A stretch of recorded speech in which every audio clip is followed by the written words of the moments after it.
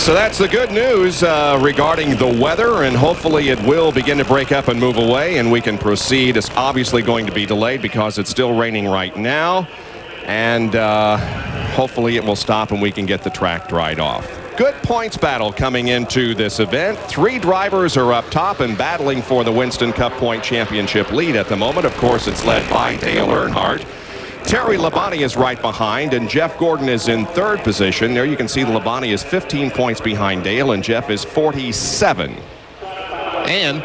But how did they get to this situation? The average finish, Dale Earnhardt has averaged 8.142, just 2 finishes 30th spot or lower.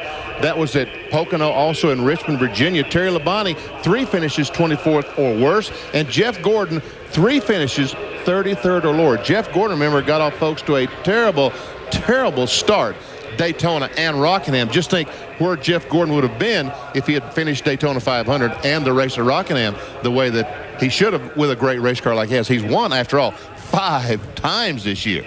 A guy who has had much success here at Daytona has been in a rather serious slump. However, there are indications that he is coming back. The qualifying one was really good for Darrell Waltrip. John Kernan is with him.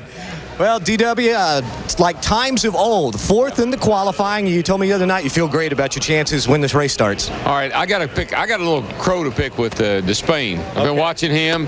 He goes and he talks to Gordon, he talks to Sterling, he talks to Dale Jarrett, he talks to everybody around DW, but he doesn't look for DW. That's why I came. That's why you're here, and I'll tell you, I really appreciate it. You know, we are running great.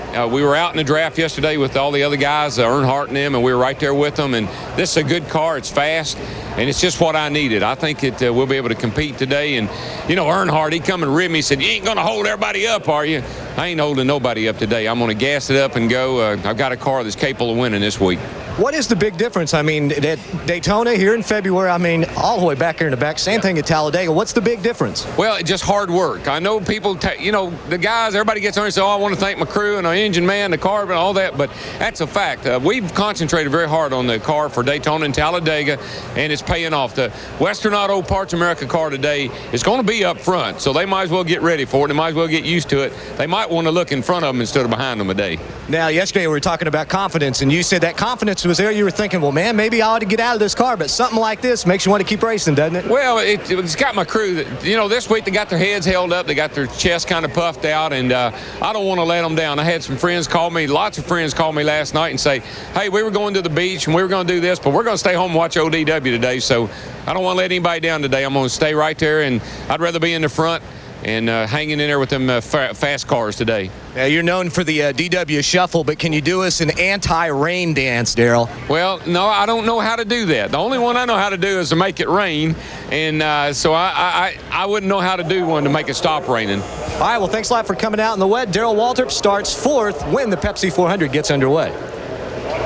Well, we're actually up inside the NASCAR truck, guys, with some of the NASCAR legends. To my left, veteran car owner Bud Moore. Boy, he's won a lot of races, too, here in Daytona over the years. Bobby Allison being among the drivers. To my right, a man we're going to talk to in a moment who's setting a milestone today. We're talking about Dave Marcus, and, of course, no one's needing no introduction, the president of NASCAR, Bill France Jr. Let me ask Bud Moore first. Bud, we're talking about what a great day it is for Dave Marcus. You remember Dave coming back in the early years when he struggled trying to put his own team on the racetrack. He certainly impressed a lot of people even back then. Well, you know, Dave's a hard charger. He's a hard worker, and being his own car owner and driver, he has really worked hard to stay in this sport as long as he has, and to have 800 starts today, it's something no other driver that I know of right now can come close to, except, you know, Richard Petty did break that record. I mean, he has the record, and Marcus is right at it, and I think it's going to be a real good day for Marcus today because they qualified real good, and I'm looking to see he's going to have a heck of a good race. Hey, that's one of the veterans there. This guy's put so many guys in victory lane, I can't name them all. We're talking about Bud Moore and what a February his team had, finishing 6th in the 500. Now let's get over here to Dave Marcus. And Dave, I know you talked about the fact that you had a special car painted up to come here with the Prodigy colors on it. But first round qualifying, you were the last car to go out, and son of a gun, the Gremlins bit you. They sure did. You know, we left the line and we broke an oil pump belt or seized up an oil pump. And I mean, it's like I I didn't know what to do or what to say. I mean, it's like a mountain falls on top of you. You know, what are you going to do, or how are we going to get qualified and get another engine? Of course, Richard Childress came to our rescue and took the engine right out of Dale's car that they had just qualified with, and we had a different one we was starting to put in, and Richard said, no, we're just going to stick the one out of Dale's car in because it's already got transmission on it and headers, and we got that in, and you know, my guys they did a super job. My guys, Richard's guys, and we even made 2 laps of that practice session in between the 2 qualifying runs. So got back out there and qualified. But it's you know, it's just some obstacles, I guess, that get thrown in front of you along the way, and then you just wonder if you can make it sometimes.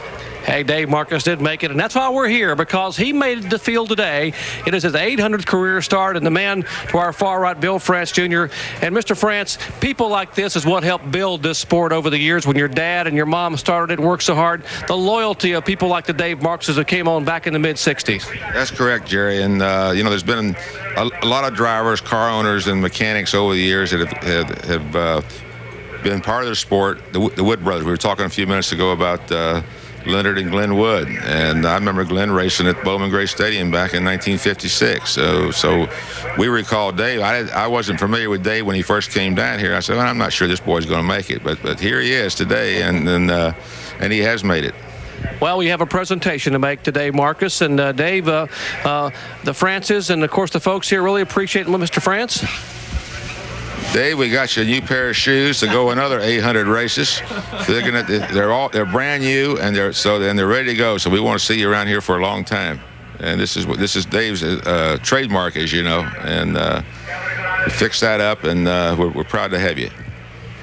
Well, thank you very much. You know, I don't know what to say. I'm really proud to be part of the NASCAR family, and you know, I have been here a lot of years, and of course, guys like Bud Moore and Leonard Wood, and you know, the Petties, and racing with all those people all these years.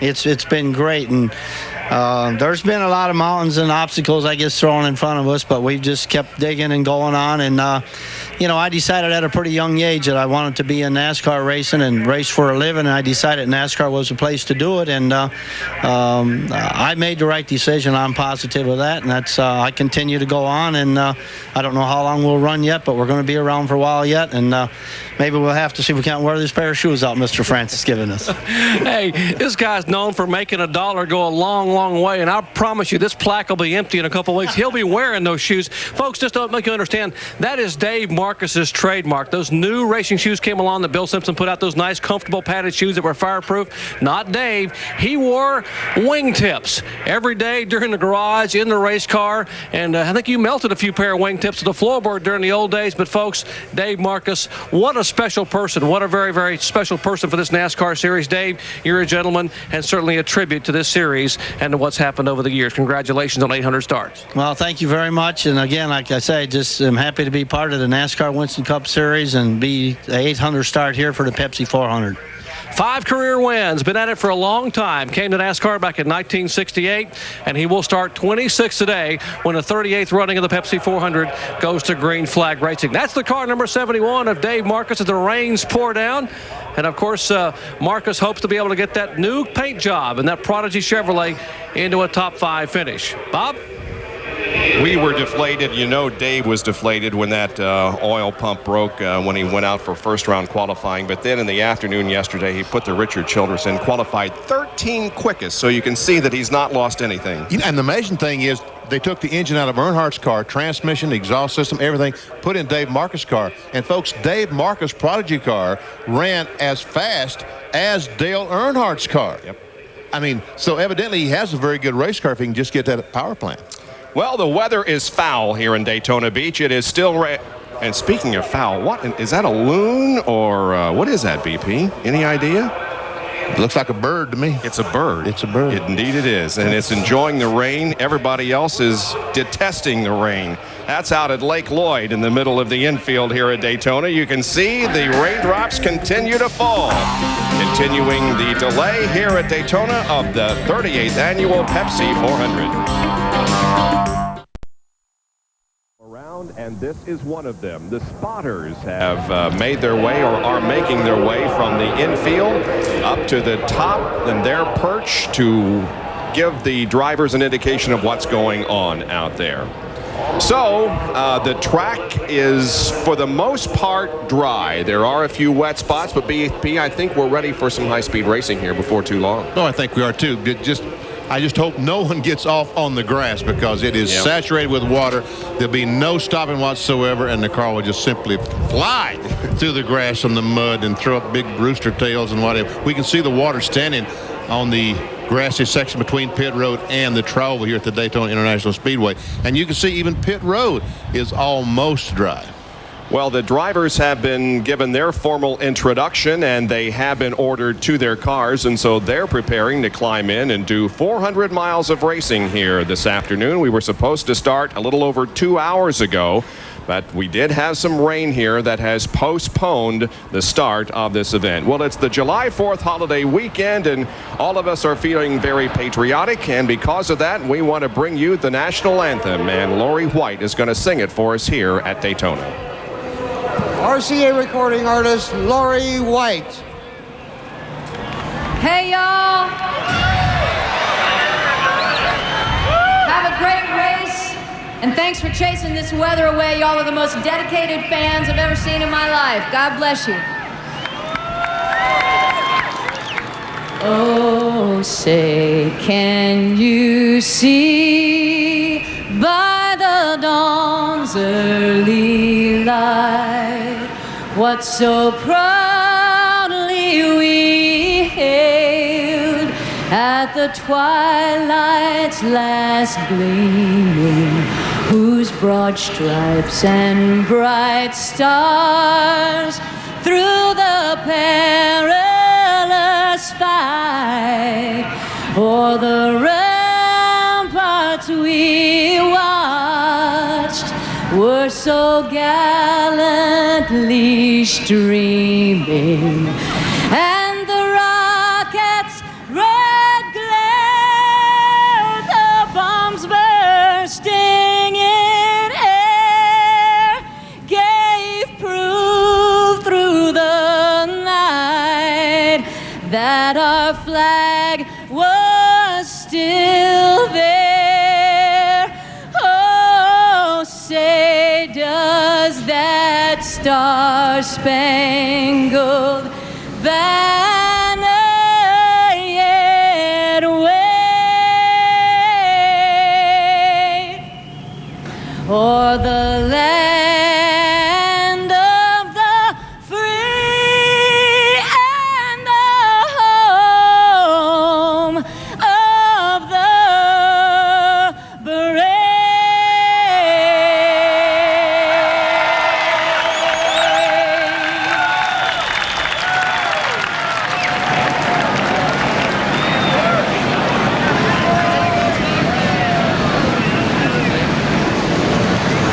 Get your blood pumping any more, Benny, than the national anthem, followed by a low flyover, huh? I'm telling you, here we are. Wow, there they go. F-14s over the speedway. Hey, guys.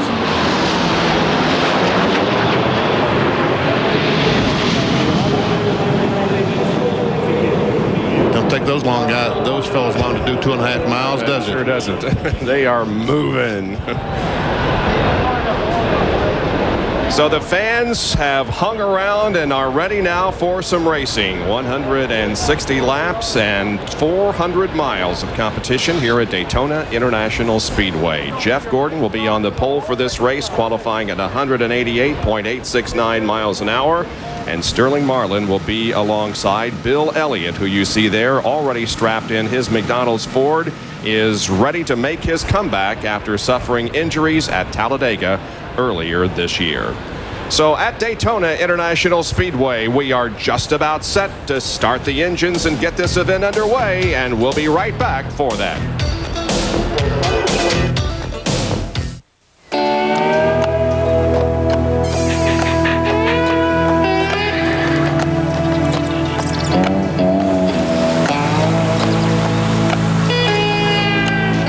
Put 700 of the world's most powerful horses together, and what do you get? You get out of the way. The Bud Budweiser Ken Schrader stock car. See you at the races. Few minutes, the shower that moved over about 10 minutes ago, really all of that has been dried up now, and things are back to almost raceable conditions. You see the jet dryers off the racetrack. They're sending those babies home. They're saying, get out of the way, jet dryers. That's the best news so far. This is very, very good news. We have to make a correction.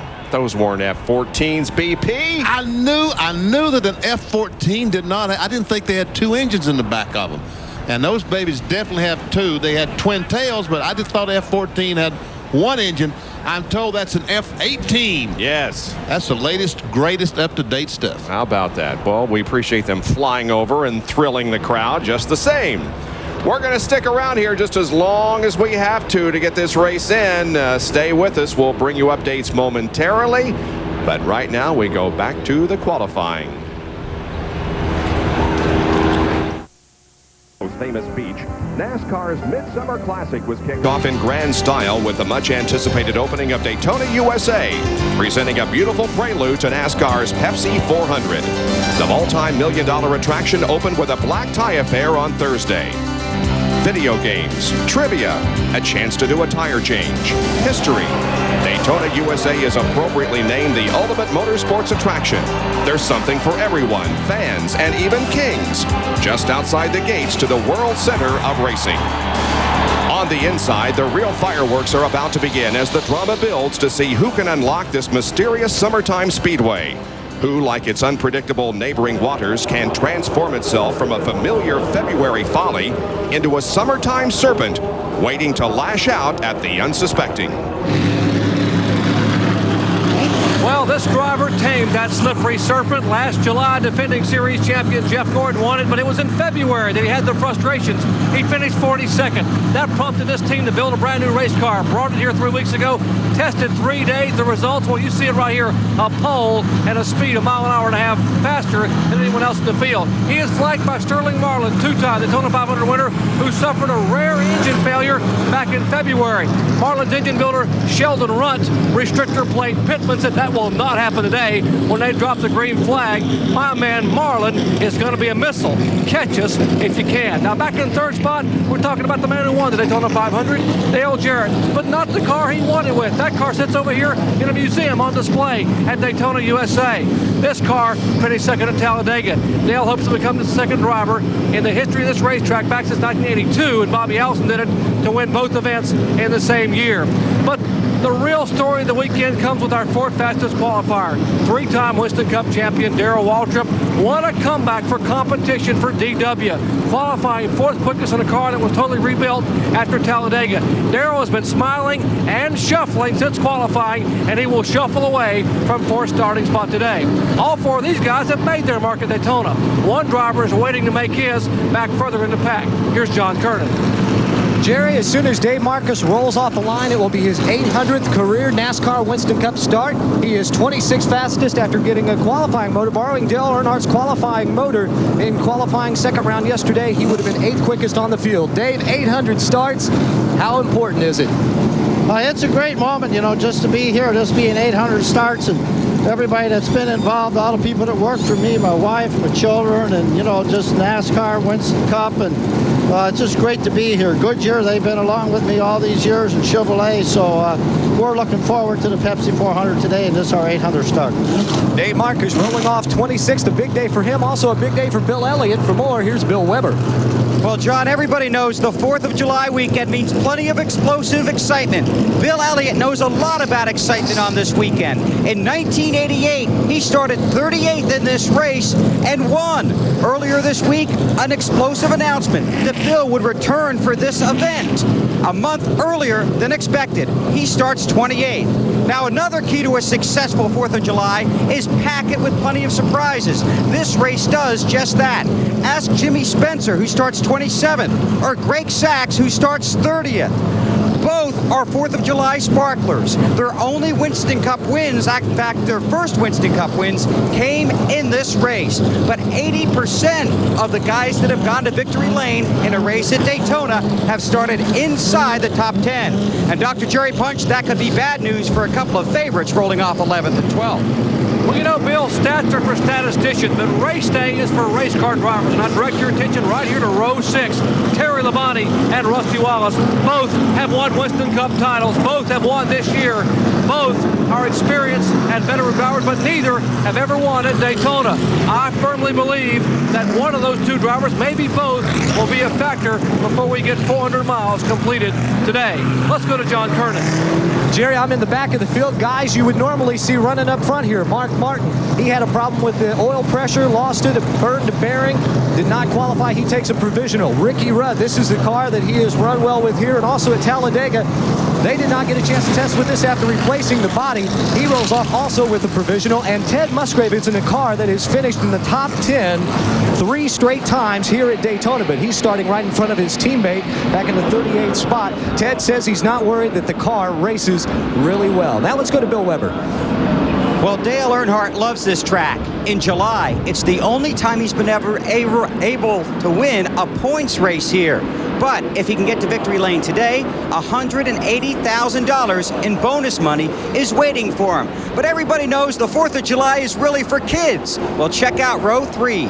Johnny Benson starts 5th, trying to have a strong second half after struggling through his rookie season. And Jeff Purvis is right next door. He won the ARCA event here during Speed Week. His best Winston Cup finish is 12th. But if either of those kids can get to victory lane, well, we'll see plenty of fireworks here later this afternoon. Now let's go upstairs to Bob Jenkins and Benny Parsons.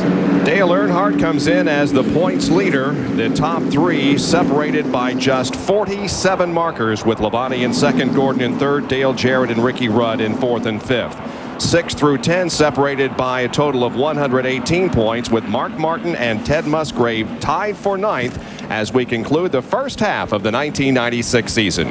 And Benny, you can talk all you want about what might happen here, but these guys have still got to get a hold of this racetrack, and it may be even more difficult because all the rubber has been washed away by the rain. This is a very difficult racetrack at best, but in February it's a totally different racetrack than July. Folks, it's going to be 90 degrees. Very, very difficult for these drivers to get the cars to handle. Jeff Gordon, we said he's 1.5 miles an hour faster than the 2nd fastest qualifier. I don't know if that's a good news or bad news, because Jeff may have left something on the table. He may have a fast race car, but not a race car that will handle 30, 40, 80 laps into the race. We've been plagued by rain all day long, but optimistic that now the cars are on the racetrack and we'll be able to get the green flag in just a few moments and get this 38th edition of the Pepsi 400 underway from Daytona International Speedway on ESPN Speed World. We'll take a break and be back with the starting lineup when we return to Daytona.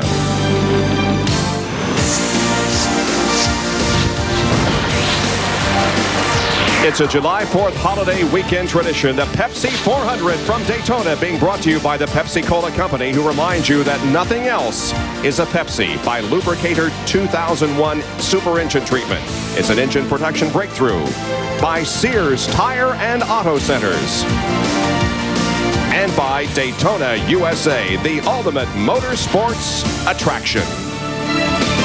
A great crowd on hand here at Daytona. Let's see how they line up for this event. On the pole is Jeff Gordon in the DuPont Refinishes Chevrolet 188.869, and Sterling Marlin alongside in the Kodak Film Chevrolet at 187.207. The second row, it's Dale Jarrett and Darrell Waltrip. Row number 3, Johnny Benson and Jeff Purvis. The fourth row, Dale Earnhardt and Ken Schrader. Row number 5, Lake Speed and Bobby Labonte. Rusty Wallace and Terry Labonte are in the next row. Then Dick Trickle and Ernie Irvin. Row number 8, Robert Presley and Hut Stricklin. Derek Cope and Morgan Shepherd are in the next row. Then Bobby Hamilton and Joe Nemechek. Row number 11, Kenny Wallace and John Andretti. The 12th row, Michael Waltrip and Jeremy Mayfield. Back in row 13, we find Ricky Craven and Dave Marcus starting his 800th race. Row 14, Jimmy Spencer and Bill Elliott, we saw just a moment ago. Row 15, Gary Bradbury in the Shoney's Inn car, and Greg Sachs replacing Steve Grissom, the Cartoon Network car. Row 16, Bobby Helen and Rick Mast. 17, Jeff Burton and Ward Burton. The Burton brothers make up row 17. In row 18, Wally Dallenbach and Brett Bodine. Row 19, Kyle Petty, Ted Musgrave. And here are the provisionals. In row 20, Ricky Rudd, Mark Martin. The other two provisionals, Jeff Bodine and Loy Allen. There is the 42 cars starting lineup, and from the Goodyear blimp overhead, we see a shot of this facility here with Lake Lloyd there in the middle. 2.5-mile tri-oval, front stretch at 1,200 feet, back stretch 3,600 feet. The banking 31 degrees in the corners, the straights at 6 degrees, and the tri-oval is banked at 18 degrees. As a matter of fact, in Daytona, USA, they have the 31 degrees simulated inside, and you can see, folks, when you visit, just how high 31 degrees can be. In-car cameras. This is Mark Martin's car starting at the rear of the field. And there we see Kenny Schrader in the Bud in-car camera. Ted Musgrave, the Prime Star Family Channel Ford. Stricklin, this is the Circuit City Ford Thunderbird. And we will be riding along with Dale Jarrett in the A1 Steak Sauce in-car camera. I love those food sponsors. Loy Allen's Health Source Ford. Oh, we got another one. One more. Michael Waltrip, the Citgo Ford Thunderbird. Starting from the middle of the field in 23rd position. Now, these cars are going to stay out there for a while to make sure the track is good and dry before they turn them loose for high-speed racing. These laps do not count. They will be going around several more times before they get the green flag, just to make sure that the track is completely dry. We'll take a break and be back with more of the Pepsi 400 live from Daytona.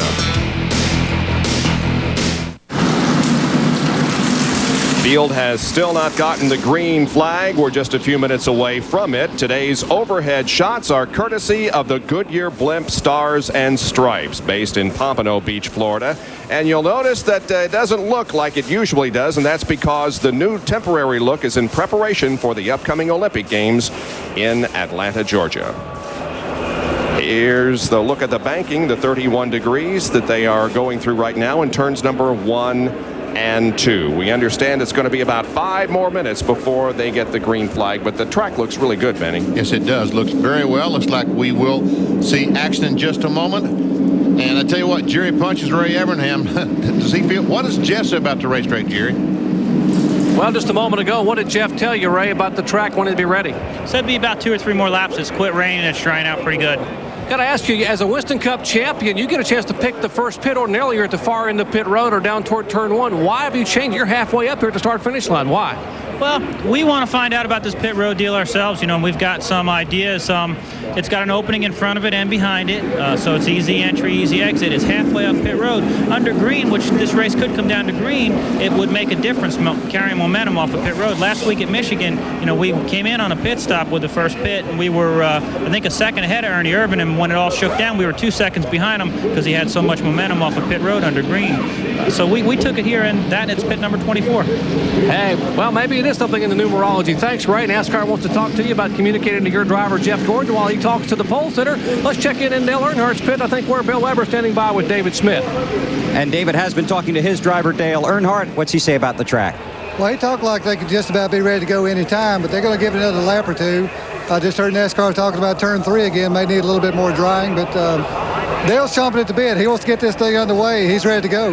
Well, you guys are in a different situation this season. You don't have the champion's pick when it comes to pits. How about your pit stall? You got a good one? Well, it's going to work out for us. There's some others I'd rather have, but we'll do fine out of here. We just need to make good, smooth stops, get him back on the track, and let him at it. David Smith, Dale Earnhardt, ready to go to John Kernan.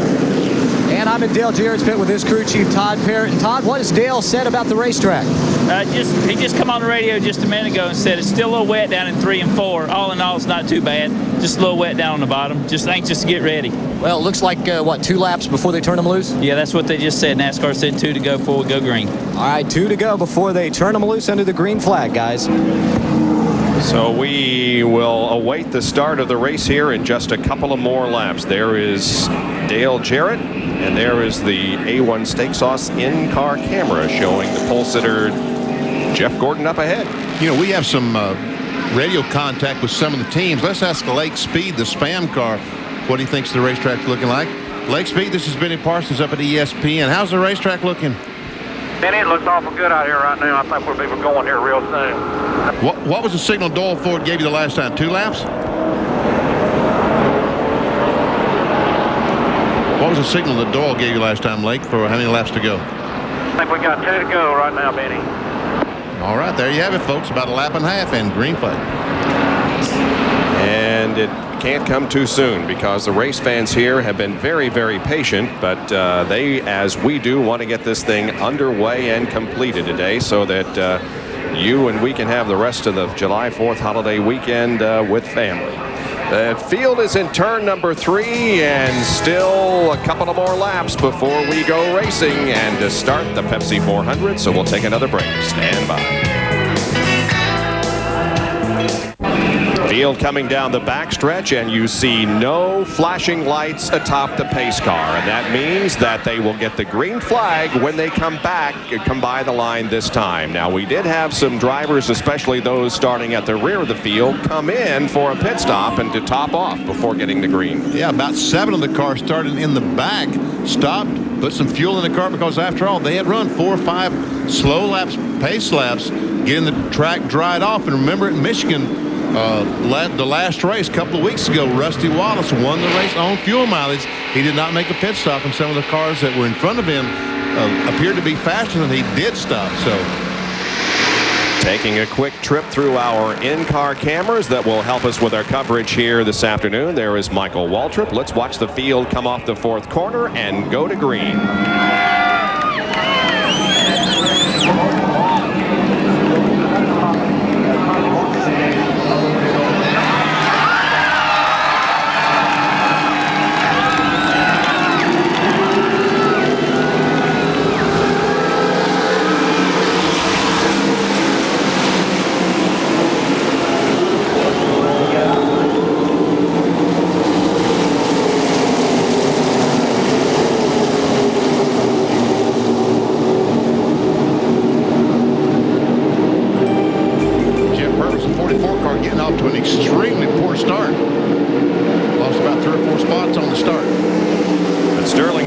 Off to a very good start as the outside front row sitter is in the lead, and they're 4 wide down the backstretch. Dick Trickle almost with the left side tires in the grass as they head for the banking. And I know he don't want to be in the grass because it is extremely slippery down there.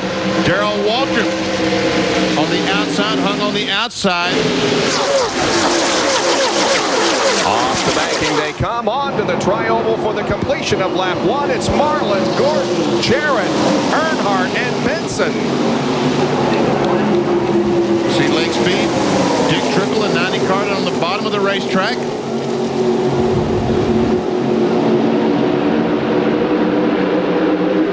We got about 6 cars single file, and then this 2 abreast. Boy, it didn't take them long to get by that camera, did it? At about 185 miles an hour. Rusty Wallace down on the inside. Takes a look, can't make it. Terry Labonte, Rusty Wallace following Dick Trickle. Bobby Hamilton, I should say, up on the top side along with Bobby Labonte.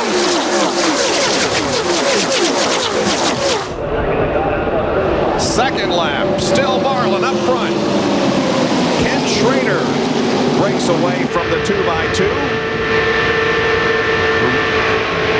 We're riding along with Hut Stricklin.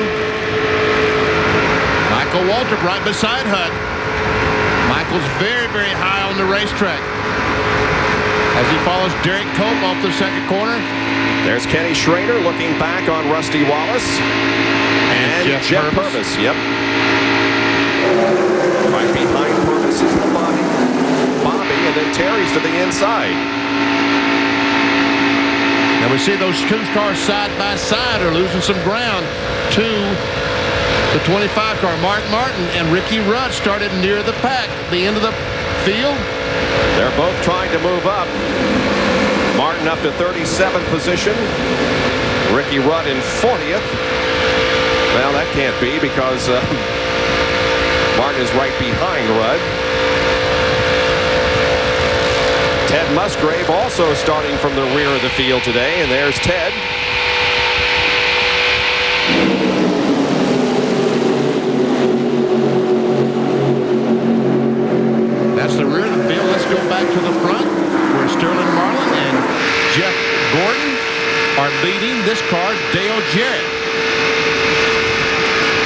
Turn 4, they exit the corner, and looks like they get the cars behind them. We got about 11 running single file, and then we get back to the 2x2. And the first 2 cars running side by side are Ernie Irvan, Jeff Purvis, then Robert Presley and Bobby Labonte. Oh, look at Purvis back and forth. They're telling Jeff Purvis is telling the guys on the radio, look, I just need to ride along, get some confidence. Bill Weber, what did he say on the radio? He hasn't said a whole lot, Benny, but that's exactly what Mark Reno said. He said he might be a little bit nervous, trying to build a little confidence early, so hanging on right at the front, very fast cars. Jeff Purvis trying to race well and also build up his confidence early here in the Pepsi 400. Now, really would be wise if these guys could fall into single file, because those running in single file are pulling away in the draft.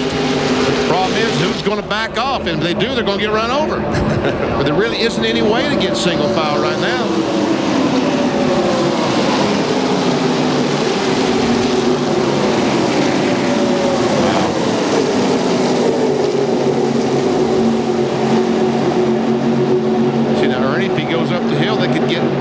Could get in single file. He tried to. Now he's going to move up. But now here comes Presley.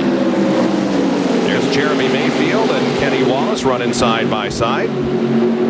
John Andretti is also in this gaggle of cars, as Benny calls it, running alongside Bobby Hamilton.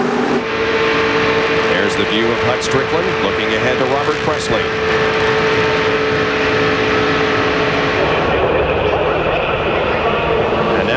And Presley have fallen into single file formation as they try to catch up with the lead draft, which is still being led by Sterling Marlin, but the real action is back here at mid and late pack.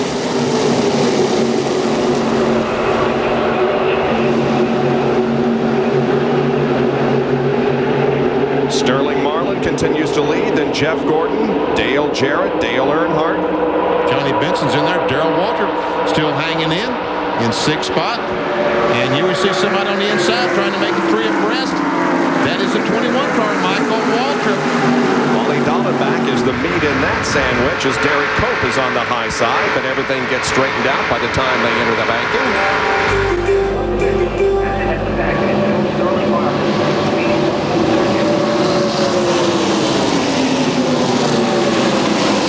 John Andretti has been able to clear the 44 car of Jeff Purvis.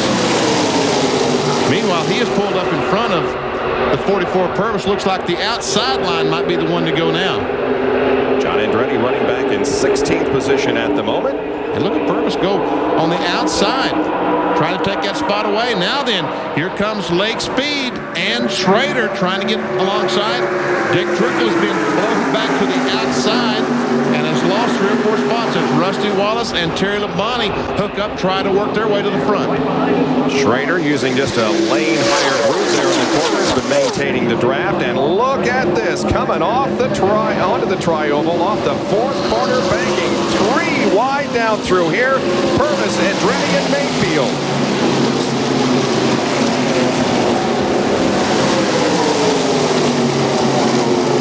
And they run 3 wide all the way down through the tri-oval and into the corner. And now Andretti tries to come up on Purvis, but Jeff holds his ground. Now he'll slip in behind John.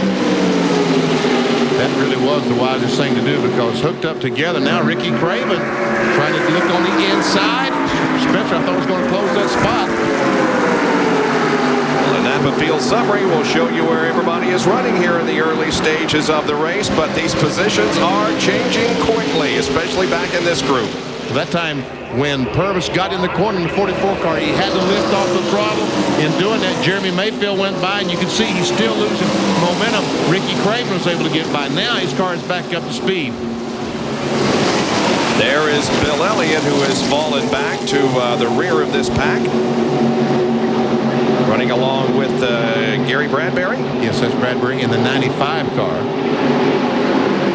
So evidently something is amiss with the McDonald's car, because we see Elliott was 35th on the last couple of laps, and now is back in 42nd. Bill Elliott making his return to racing about a month earlier than everybody had anticipated because of the injury that he suffered at Talladega. He missed 5 races, but returns here to action at Daytona, but he has fallen to the rear of the field at the moment.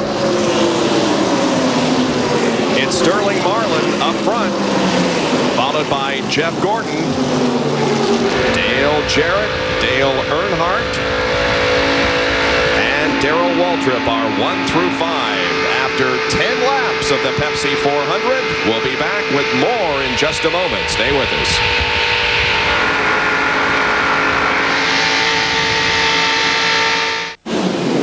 Back at the Pepsi 400. And Sterling Marlin continues to lead Jeff Gordon and Dale Earnhardt. Then Ken Schrader, Terry Labonte. Dale Jarrett got hung up high in the draft a lap or so ago and has fallen back to 6th position. He was 3rd just a few minutes ago. Well, going to break, he was in 3rd spot. While we're in break, Earnhardt got position on the outside and brought Kenny Schrader, Terry Labonte with him.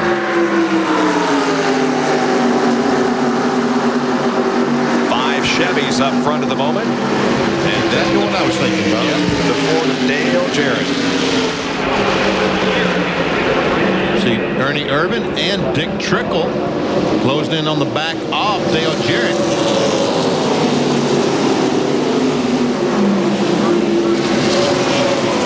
Ward Burton and Jeremy Mayfield are running side by side into turn number 1. And the 22 car has made a pretty good headway here in the early going.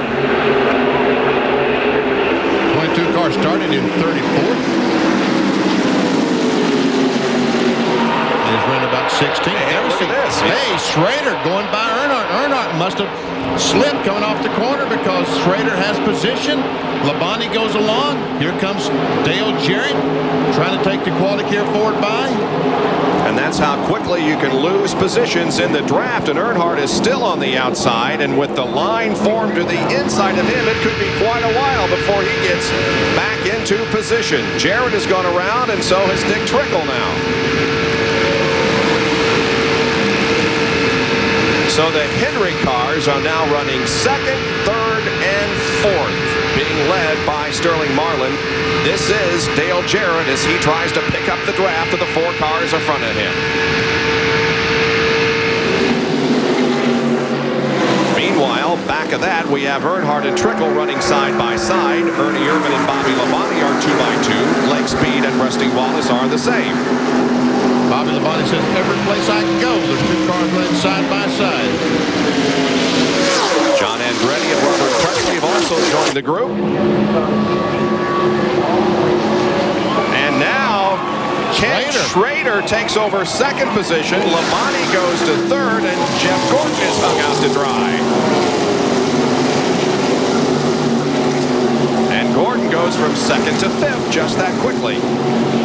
Look at Schrader's car on the very, very bottom of this racetrack. Evidently, he and Phil Hamner got a great setup today. Awfully good sign when the driver can follow that white line all the way around the corner.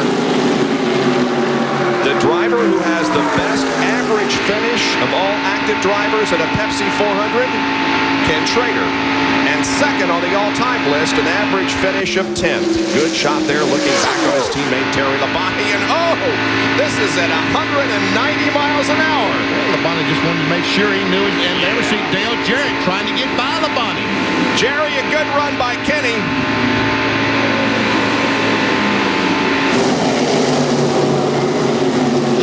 Bob, no doubt about it. In fact, this car was dialed in back in February. It's the exact same race car he used to finish 2nd in the 125-mile qualifier and 3rd in the Daytona 500. Remember, they lost a lug nut problem at Talladega, cost them a lap. That's why they finished back in the pack there. But this is a very brand-new race car they wanted to keep for Daytona primarily and Talladega if needed. They said this car could win at Daytona, and that win could come today. Boy, it'd be great to see Ken Schrader take that car to the front. We're watching now Jeff Gordon still on the outside of the racetrack, and there is Schrader's bumper cam looking back on Terry Labonte. And we see that Dale Jarrett in the Quality Care cars worked his way back to the 5th spot there against that 2nd pack. And Earnhardt finally, with Ernie Irvin's help, looks like he's able to get by. He does. The Dick Trickle car. There goes Bobby Labonte. Has Robert Presley closed up on the back end. Trickle, meanwhile, has the 9 car of Lake Speed to help him. Now the question is, are these 3 Henry cars running 2nd, 3rd, and 4th going to gang up and run down Sterling Marlin? Yeah. You think so? Oh, yeah. Sterling, your history. That's what they're saying right now. Would they have the thought in mind of running behind him at this stage of the race and being a little conservative on fuel? I don't think so, because these cars can probably run 120 miles, 125 miles on a tank of fuel with the restrictor plate that their cars are using here. There we go, Schrader on the inside, trying to take the lead in turn 1. And he's going to do it. Terry Labonte heads to the bottom also, along with Jeff Gordon. They are going to gang up on Sterling Marlin, but Marlin, amazingly, is able to hold his own outside of the draft. Don't tell me Labonte is going. No, he's not going. I thought for a second he was going with Sterling Marlin. But now these guys are 2x2. Ernie Irvan has caught up to make it a 7-car lead draft. Now we understand why Richard Childress in 1997 is going to have a 2-car team. And also discussions about Morgan McLaurin maybe, because we've had the 3 Hendrick cars and the 2 Yates cars in the top 7 spots. Oh, good back and forth battling here. And look at Marlin. Looks like Kenny Schrader led that lap. But just barely. Schrader and Jeff Gordon 2x2. Terry Labonte also in the mess. Yeah, that's a good word for it, mess. Now again, with these guys running 2x2 up front, the second pack is going to catch up, and this is going to be a, well, you count it, however many cars are out there. Well, there's about 10 or 12 in another pack, so we want to have about a 25-30 car pack for the lead. Meanwhile, Sterling Marlin has fought off the efforts of Schrader to take the lead. Darrell Waltrip is not in the lead draft. He started in 4th position but has fallen back to 26th. Let's find out what the problem is from John Kernan. Darrell trying desperately to hang on to the tail end of the lead draft. Jeff Hanna told me he got shuffled out and got out of line and just went straight back, lost 15 spots in about 1 lap. Darrell's reporting that the car is loose when there's another car behind him. So he's trying to hang on at the tail end of that lead draft, but it looks like he is losing it. When they pit, they will make a wedge adjustment to try and tighten the car up. Sterling Marlin has been able to withstand the Hendrick onslaught and maintains the lead. That's pretty good. Now, Jeff Gordon, the pole sitter, has worked his way back into the 2nd spot. Rusty Wallace is on the bottom of the track there. It looks like he's losing some spots.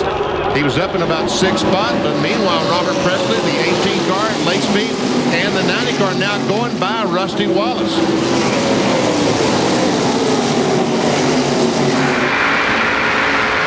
Right behind Rusty is Michael Waltrip in the Sitco Ford for the Wood brothers.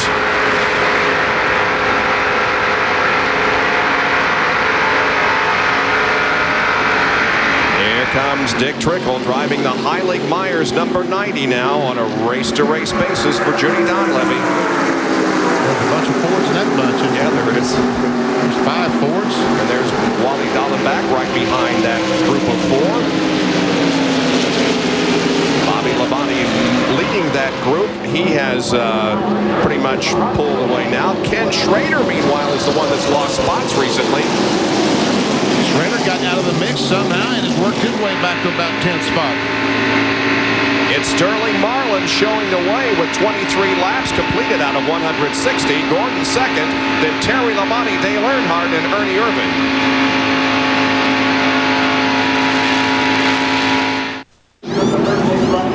We're under caution here at Daytona because of this piece of debris on the backstretch.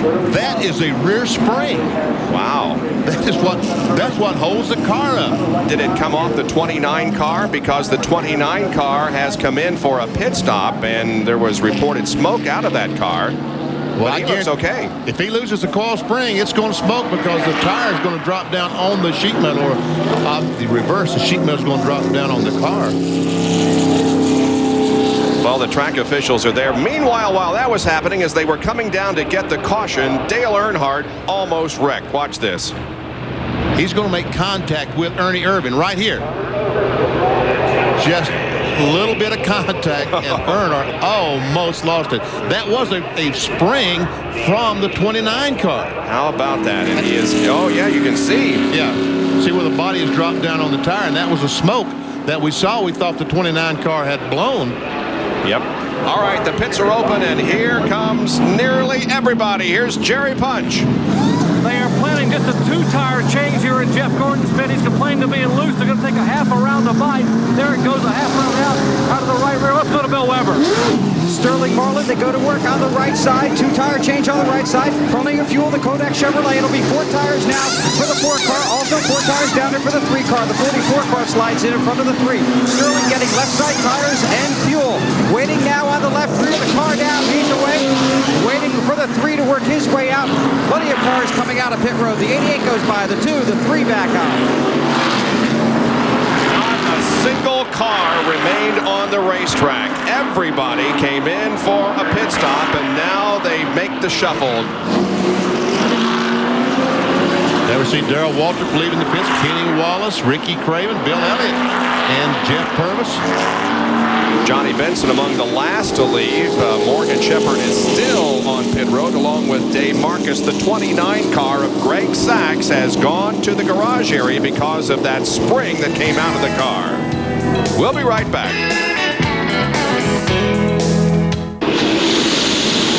The yellow flag is still being thrown over Daytona International Speedway. 33 cars in with damage. Jerry Punch, you down there? Yes, we are, Bob. He was exiting the pits after a 4-tire change and apparently got into another car as he was leaving pit road. That's Andy Petrie, the team manager and crew chief, called Robert Presley back in. They've taken the right front tire off and now trying to beat some of the sheet metal back away. Spotter said they had a tire rub. Then they drop it out from under the jack and they make sure the car will turn right and left. And Presley is down and away. Let's go to Dale Jarrett on his pit stop. He had complained that the car was just a little bit tight, so they made a track bar adjustment to try and loosen the car up. It was 4 tires. It was a fairly routine stop, although he did have just a little bit of trouble getting out of the pit. The 8 car was in front of him, but DJ lost some spots in here on pit road, but there were no real problems. And we're less than a half a lap from the resumption of that race. There is Dale Jarrett. And I don't know how in the world Stricklin had left pit road almost last, and he was up front, but had a slow pit stop. I guess changed 4 tires. Some of the other guys changed 2 tires. John Kernan has an update on Hutt. Before the caution, a few laps before that, Hutt had radioed in and told his crew that the engine had just lost power. And he's flipped the switch to change ignition, and all of a sudden things picked back up, so it must have been an ignition problem. He said he was back to full power, and the car felt pretty decent, but they needed that caution flag so they could get caught back up with the field. But Hutt seems to be okay right now. Let's go to Bill Weber. Sterling Marlin very happy with the Kodak Chevrolet as the green flag comes out. Jeff Gordon leads him back after a 2-tire stop, but 4 tires for the 4, the 3, and 3 crew chief David Smith told me they took 4 now because if they need to stop under green, it'll probably be 2 tires. So Jeff Gordon has the lead as we go back to racing, and Lake Speed is running in 2nd position. Before the caution, Lake was in 11th spot, so he is up to 2nd now as the race resumes. And Ken Schrader running 3rd. Sterling Marlin is 4th, and then it is the 37 car of John Andretti as they once again get 2x2 down the backstretch. And Dale Jarrett pulls alongside both Dale Earnhardt and Rusty Wallace.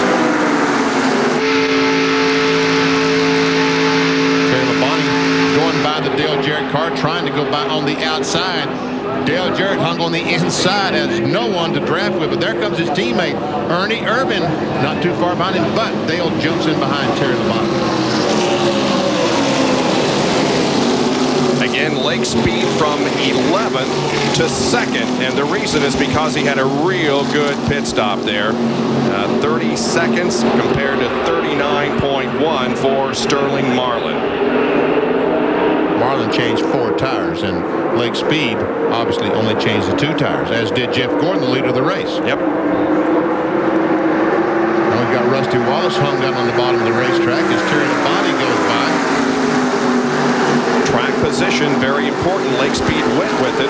The 29 car of Greg Sachs goes back out onto the racetrack. Have you ever had a spring come out of your car, BP? Yeah, after I hit somebody running about 100 miles an hour, but never just fall out of the car. There we see John Andretti. Boy, remember the great run he had here winner in the Daytona 500 in February until eliminated in an accident. John having another good run. Something happened to Schrader. Oh, yeah. Kenny Schrader went down in the corner. Andretti goes blowing by. Labonte goes blowing by on the outside. That's Bobby. Well, we'll keep an eye on Ken Schrader because he was running so strong there for a while. And here is Sterling Marlin taking second position from Lake Speed and now setting his sights on the leader, Jeff Gordon. Bill has more on Lake Speed as he continues to drop back, Bill. Well, they were very happy. I just talked to his crew chief. They were happy to the 2 tires stop, and they said the car's fine. They just wanted to put 2 on in the fuel and send it back out. So they weren't overly worried a few minutes ago, but they might be pretty soon.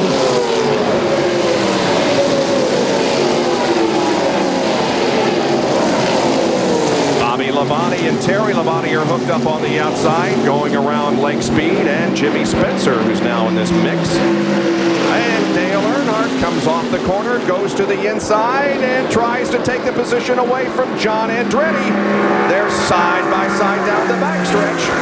Dale Jarrett is going to go with the Ford. He's trying to help the Ford, but he finds out that Ford is not fast enough, so he'll dive down and try to go with that Chevrolet and gain another spot. And he does. So Dale Earnhardt comes up now to third position. That is the lap car of Greg Sachs, the 29, the reason for our first caution. He is 3 laps down. Jerry has more on Greg Sachs. I just talked to Bill Engel and took the car back in the garage here. They have since fixed it. He's back on the racetrack. But Engel told me that that's a brand new race car. They just finished on Wednesday prior to coming here Wednesday night. And the spring perch in the left rear broke off. That allowed the left rear coil spring to come out. Simply a problem with maybe the welding or whatever, but it broke. They have fixed it, and he is back in the racetrack.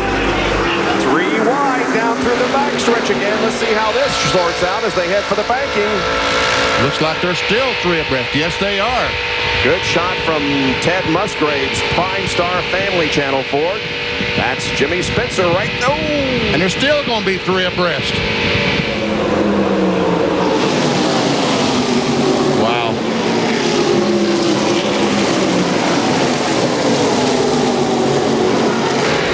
And from Mark Martin's perspective, he's up to 13th after starting in the rear of the field.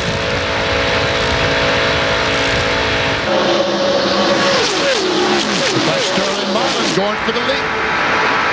Michael Waltrip.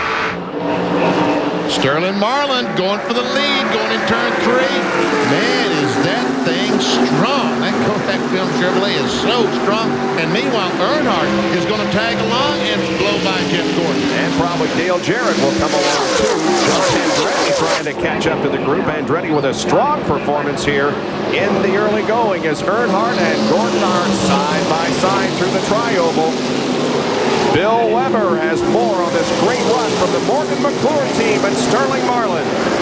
Well, they're all smiles down here in the Kodak pit. A lot of guys slap and run Pittman, the engine builder, on the back. But earlier when they were running in teams, you had the Yates team running together, and you had the Hendrick team running together. Well, you were going to see a new team. It was going to be McClure Childress, because the 3 and the 4 wanted to hook up, and that way they'd be their own little team to compete with these other multi-car teams. And guess what? They're going to the front. Let's go further on down pit road. Talking about team philosophy, Hendrick's philosophy early on was to get all previous cars to lead at least 1 lap. That's why we saw the 25 car make a move early prior to the caution and lead a lap. Then he backed off. The 24 came in, took 2 tires. He led a lap. Now he is comfortable. The 1 car that hasn't led is the Terry Labonte car number 5, and he is right behind Kenny Schrader. Labonte, you told Labonte, you be patient, but when you get an opportunity, go to the front and get you a lap for those 5 points. Michael Waltrip, Sitco Ford, looking back on Ken Schrader. A shuffle up in the lead. Dale Jarrett has been able to get by Dale Earnhardt, take over the 2nd spot. So now, he talked about in the pre-race, this is the place he wanted to be. He wanted to be the meat in the sandwich between 2 Chevrolets. If Earnhardt's going to get to the front, he's got to use Dale Jarrett's Ford to do it. Sterling Marlin leads Jarrett and Earnhardt. And Jeff Gordon. John Andretti, the top 5 here. 35 laps out of 160 have been completed. We'll be back with more live coverage of the 38th running of the traditional July 4th holiday race, the Pepsi 400 from Daytona.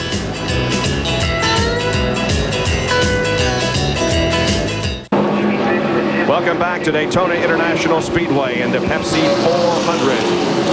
Jeff Gordon has slipped back considerably here just in the last couple of laps. He got out of the draft, and he comes by back in 9th position. And up front, 5 cars running together, but still Sterling Marlin is the leader, but Dale Earnhardt is now hung out to dry, and Kenny Schrader, who we saw dropping back earlier, is now up to full speed again. Yeah, if you were feeling sorry for Kenny Schrader, don't, because it looks like his car is running as well as anyone's now. He and Terry Labonte working their way past Dale Earnhardt, taking over 3rd and 4th spot. And that's going to help the next pack, which is being led by John Andretti. Here he comes along with Michael Waltrip and also Jimmy Spencer and Jeff Gordon. And then behind Gordon is 2x2, Ernie Irvan and Ward Burton. Rusty Wallace and Mark Martin. Mark Martin not doing too bad for as poor a starting position as he had. He started back in 40th position and is currently up to 11th. Could Jeff Gordon be paying because of changing 2 tires? Is 4 tires going to be the hot setup each and every pit stop? If the cars are going to run that poorly on just 2 tires, then even on green flag stops, I think we'll see the teams changing 4 tires. Mark Martin currently 11th after starting in 40th position. Yesterday during qualifying, the oil pump belt broke and he was not able to turn in a qualifying performance, and so had to take a provisional to get into the field. Here we see Mark Martin right alongside Rusty Wallace following Ernie Irvan. And there we see Ward Burns in B&A Pontiac trying to help Rusty Wallace. Dick Trickle, Wally Dallenbach go to the front. That's the inside line. Bobby Labonte, Ted Musgrave making up the outside line along with Ernie and Mark Martin. Here's another Napa Field summary for you. Watch for your favorite driver. Terry Labonte is on the move now, coming up to 3rd place. Behind Sterling Marlin and Dale Jarrett. Sterling Marlin, by the way, is leading his 13th consecutive Daytona race. They call him the restrictor plate king, and he's showing it here today. So you understand why. So Ward Burton back in 12th spot. He started in 34th. Mark Martin now in 12th spot. The 22 cars moved up another spot. Mark Martin started in 39th spot. Jerry, what's the problem with Jeff Gordon that he's fallen back? Well, Bob, prior to the pit stop, he had complained his car was getting loose, and they decided to come in and make a track bar adjustment on that pit stop, but they only put 2 tires on instead of 4, thinking maybe the track bar would tighten the car up. Well, the 2 tires didn't work, and the car has gotten very, very loose. Just last time by, he told crew chief Ray Evernham, it is so loose out here, it's hard to handle in the corners. All right, so Jeff Gordon with a bit of a struggle right now, needs to come in and perhaps get another set of tires and get the handling problem corrected. Ernie Irvan comes up right behind him now. 9th and 10th, Gordon and Irvan.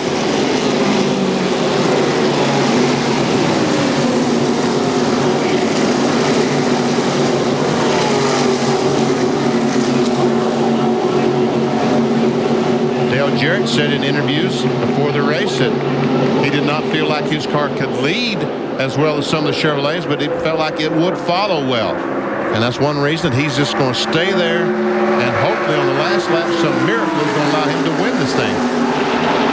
We'll take this shot from the blimp and show you the whole train. The last time that a driver won both races here at Daytona in February and July was Bobby Allison in 1982, and Dale Jarrett is trying to do it today. A great shot overhead as you see the whole string of cars coming through the tri-oval off of corner number 4.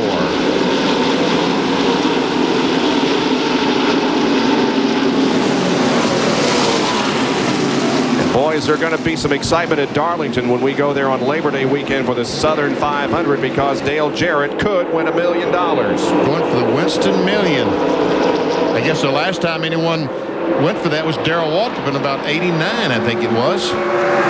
Here's Ernie Irvin on the bottom side of the racetrack. Trying to get by Ward Burton. Jimmy Spencer, the Smoking Joe car, has a good run going today. Sure is. He's a former winner of this race, won his first NASCAR Winston Cup race. Boy, Ernie is all alone down there, isn't he? Well, now Rusty's going to move down with him. Try to help him out. Ernie Irvin running back in 10th position, and side by side for 11th is Rusty Wallace and Ward Burton. 115 laps to go here at Daytona. We hope you're enjoying your July 4th holiday weekend. We're glad you could join us here at Daytona.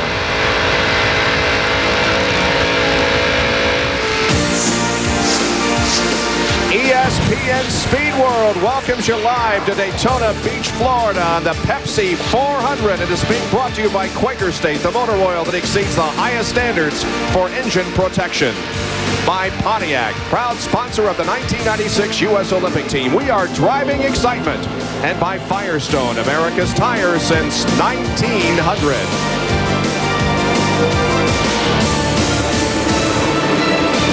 47 laps have been completed, all but one car still on the lead lap of this Daytona Speed Classic. And you see the tachometer on Kenny Schrader's car about 6,800, now down to about 6,600 RPMs.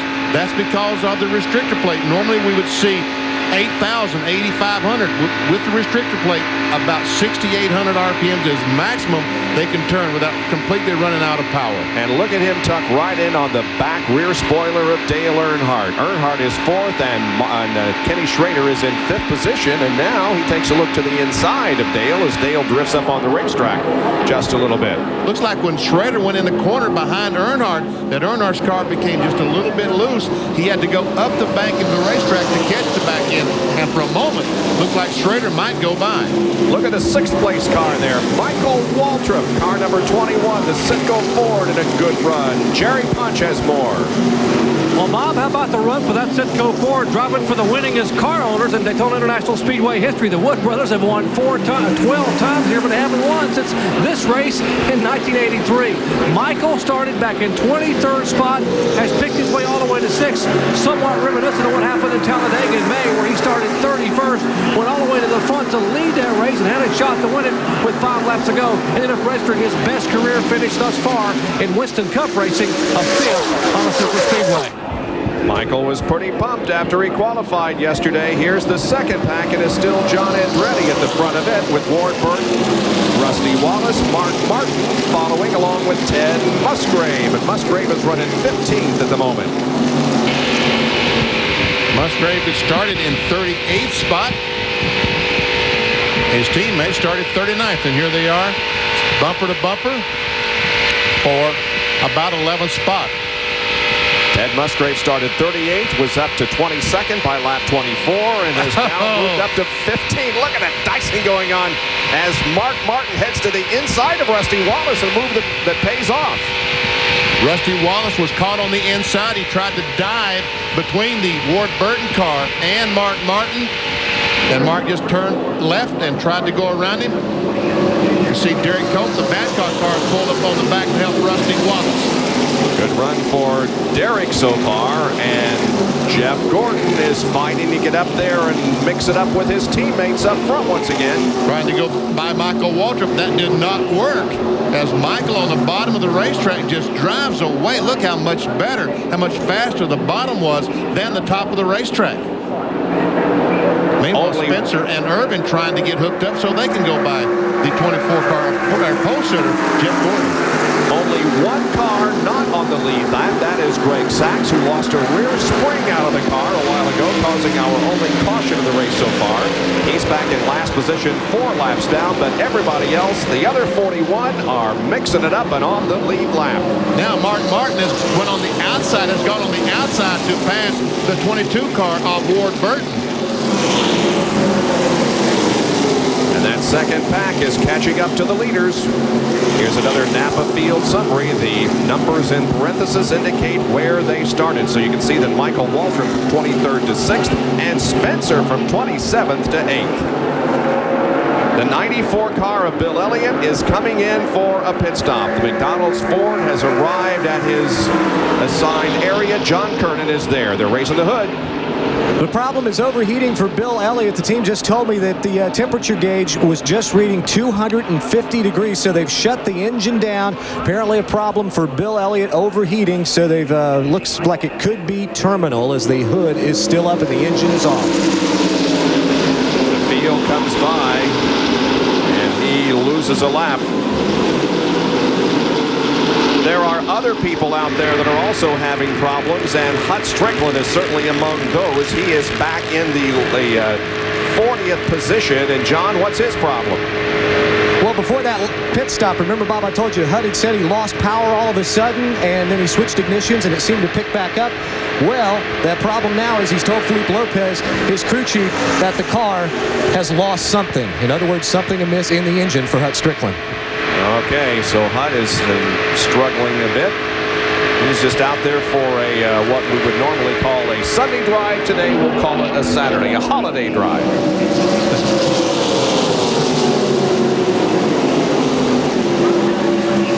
7 cars are up in the lead draft, and then just a little bit of racetrack back to the second group. Sterling Marlin continuing to lead the race. Dale Earnhardt again heads for the high side of the racetrack, and here comes Kenny Schrader and Michael Waltrip below him.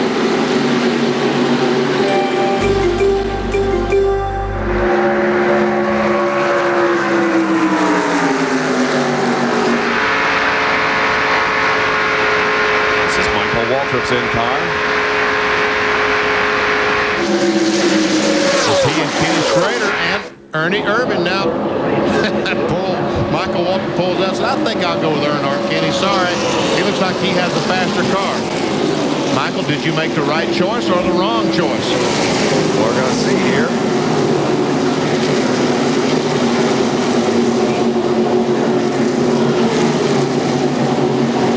Jeff Gordon is going to come to the bottom. And look at Spencer. He has got that high groove working. And he blows by Jeff Gordon. Derek Cope is going to go with Spencer. Ernie Irvin diving to the inside of Schrader. And once again, it's like something happens to Schrader's car coming off that second corner sometimes. Like he has to get out of the throttle and cars just go blowing by. That's the second time it's happened. It's happened a couple of times, and it's really unexplained because at other times the car is very fast, staying up with the leaders, but then occasionally he drops back.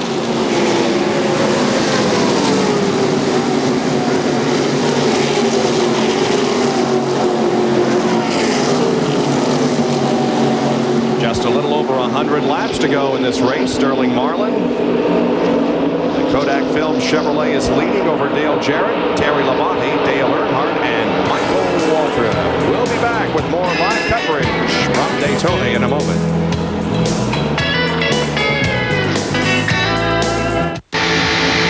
We are back at Daytona International Speedway, and we're riding with Clear. Source car, and we're listening to his radio conversation. That, of course, is Loy Allen. He's running 21st. That 77 might be smoking. Watch this 77 car. He's smoking hard. He's up against the outside retaining wall. Look how high that Bobby Got one looking underneath. You're clear. He's under you. He's under you. Just hold your line outside. Hold your line outside. Wow.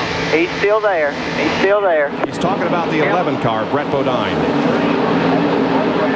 Brett Bodine, the Lowe's Home Improvement car, going by. Loy Allen announced yesterday that Richard Childress was going to start a... A miracle save. There you go. You're all clear. You're all clear. He messed everybody up. Man, oh man. That was Cal Lawson. Now we see some smoke. There's some smoke out of the right rear of Bobby Hillen's car. Yep. Is that the tire rubbing the fender, or is that the overflow, the radiator overflow? I'm not sure. And I guess Hillen was trying to go to the pits and ran in front. Yeah, there we see him. They're waiting for Hillen to come in. He was trying to get in the pits when Brett Bodine was going by. Well, we'll leave that race race to itself for the moment and go back up front to show you that 6 cars are in the lead draft, and the 4-car of Sterling Marlin continues to lead, and he has led all but 8 laps so far in this race with 100 circuits to go. 60 are complete. Dale Jarrett second, then Terry Labonte, Dale Earnhardt, Michael Waltrip, and Ernie Irvin. Some of the drivers following Bobby Hillin in the 77 cars reported, and here comes Hillin down pit road. And Bill Weber, he's coming to you with some kind of problem. Benny, that would be an overheating problem. Bobby Hillin radioed in overheating. So he's making his long crawl down the pit road. He's all the way at the turn 1 into pit road. So he pulls in. The car's smoking heavily from the right side. And they're going to see if they can't cool it off a little bit. And in the meantime, he's going to get some tires and some fuel. But Bobby Hillin battling an overheating problem. They're spraying water on the front of the grill, trying to cool off the car. Still trying to change the tires, trying to force some water into there to cool off this car, but it's not working out so well. Bill Elliott went back out on the racetrack for a few laps, but he's in again now, John. Well, Mike Beam thought that they'd fixed the problem. What they did is they cooled the car down, but now the water hose comes back out. The car definitely overheating again. They actually cut a couple of holes. In fact, they're doing some more alterations to the nose of the car to get a little more air, try to get a little more air into the radiator. They also had to change an inline oil filter, but the crew going to work right now as Elliott's car is still overheating. 2-time winner of the Pepsi 400, Bill Elliott, making his return to racing, but it's not very successful here at Daytona. Another car having problems is Derek Cope as he's down off the banking. Yes, he's slowed dramatically going in the first corner and is slow all the way around the racetrack.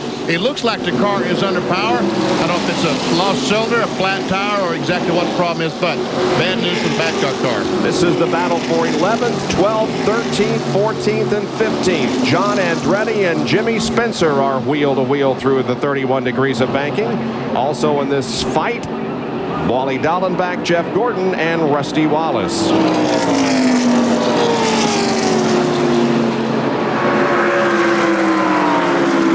Wally Dallenbach had a great run here at Daytona in February. Here's a replay. That's when Hillin appeared to be trying to go to the pits. Yeah, he was trying to get to the pits and turned down right in front of Brett Bodine, made contact, and Hillin, I thought, was going to spin right directly in front of the entire field. Did not, did a great job, and did make a pit stop, tried to put some water in the car. 12 car of Derek Cope, meanwhile, has made his way to pit road. They're working on the car. Jerry Fudge, what's going on down there? Well, Benny, the engine was not running when it came to a rest, and the news is not good for the Babcock Home Furnishings Ford Thunderbird. Apparently an internal problem with the engine. They lost a cylinder initially, then it got worse and worse. He just shut it off, and they're going to push it back to the garage area and retire it for the day. Tough break for Derek Cope as the car is back of the wall into the garage area. Here's Bobby Hamilton and Rusty Wallace. And Hamilton just blew by Rusty Wallace. Remember, Rusty Wallace a few moments ago was running up there with Spencer, Gordon, Dallenbach, and now he's lost a few spots. And, folks, you see the 43 car, the SDP Pontiac of Bobby Hamilton. That's how Richard Petty used to run the Daytona International Speedway. I was going to ask you, does he teach Bobby to run the way too? He's right up against the wall. Always said that you hit it less hard when you're way up there against it. Oh, if he hits the wall, he'll just scrape the wall. He certainly will not have enough momentum to get started. Meanwhile, now the 10 car's in, and look, it's overheated. Yep. The same spot. Hey, Sterling Marlin is off the pace. He's off the pace. No, something is wrong with the car because they pitted on lap 26. That was only 40 laps ago. Something is definitely wrong with the Kodak Film Chevrolet. He watches as the line goes by, Bill. Well, he's got a motor problem. They're talking to him now, trying to decide if he should bring it down here to pit road or take it back to the garage. But the early indication that similar to what happened here in February, Sterling Marlin may have lost the motor. Oh, man, and he was far superior, at least in the first 66 laps. He had led all but 8 of them until he dropped down off the banking and slowed. So Dale Jarrett now picks up the lead with Terry Labonte second. Well, I tell you, we have done ourselves a horse race now because the dominant car after the first 65 laps. As a matter of fact, the car who led, what, 58 of the first 65 or 57 of the first 65, he's gone. Now who's going to step forward and be the dominant car? That's a good question. It could be any of these 5 or 6 or somebody else. Michael Waltrip and Ernie Irvin are at the back of this group. Well, it looks like that Sterling is back up to speed. I bet something happened to the ignition. He has changed ignition boxes and is now back up to speed. Bill Weber, what do you think? That's why you're up there, Benny. That's exactly right. That's exactly what it was. At first they thought it was the motor. Then it turned out to be the ignition. He switched boxes, and now we'll see if he can climb his way back to the front again.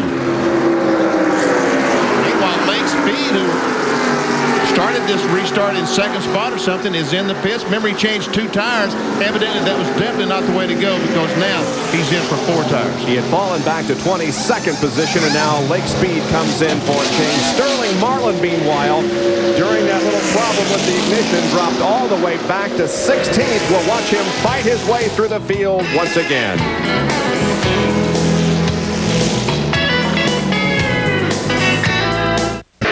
Welcome back to Daytona and the Pepsi 400. You'll have more baseball telecasts at home than you've ever had before when you purchase Major League Baseball Extra Innings. With hundreds of telecasts from outside your area, call DirecTV or Prime Star to subscribe to Major League Baseball Extra Innings. Rusty Wallace is making a pit stop and relinquishing the 15th position. The Miller Ford comes in and the crew goes to work. Well, he had fallen back 5 or 6 spots. So I guess he decided that, hey, Jerry Punch, what are they doing down there? Well, Bob, they have an overheating problem. Apparently, Bob and Vinny, they were trying to pull some of the rubber out of the grill. The entire front of the grill was matted with rubber. Now Robin Pemberton puts his hand across the front grill and will change all 4 tires. Unfortunately, Rusty's bad luck at the beach continues. He is down and away, but the temperature is showing much more than they'd like to see right now. So that's what's happening with these cars. They're getting the grills plugged up with rubber and overheating. Meanwhile, Ernie Irvin trying to go by Dale Earnhardt to take over the 3rd spot. He has Michael Waltrip to go with him. Earnhardt has the 25 car of Schrader, but Michael slides up between those 2 cars, and I'm afraid Ernie's in trouble. And the 18 car of Bobby Labonte has also gone behind the wall, and the report is that he burned a piston. And Ernie Irvin once again. Schrader's going to come to the bottom. Passes Michael Waltrip. Looks like these cars are getting to the point right now that they are having some trouble handling in the turns. And we also understand that there are some light sprinkles falling on the racetrack again. Oh, now look at Schrader. And look at Ted Musgrave. Musgrave go blowing by. Man, he was way down, almost with the left side tires below the line, but came back up in single file. We're only 7 laps away from the halfway point of this race. Now here comes Sterling Marlin. The 4 car has fought his way back through these fields, and now he's back up to 12th spot. He's gained 4, but he's in a group where he can gain 5 or 6 spots in just a couple of laps. He goes to the bottom of the racetrack to try to pass Mark Martin. There's Dave Martin, slow on the bottom of the racetrack, but I think he'll move over and let Sterling go by without too much problem. Yes, he did. There we see a few raindrops on our camera lens. Yep. There's our pole sitter, Jeff Gordon, the DuPont Automotive Finishes car, and he now is back in 13th spot.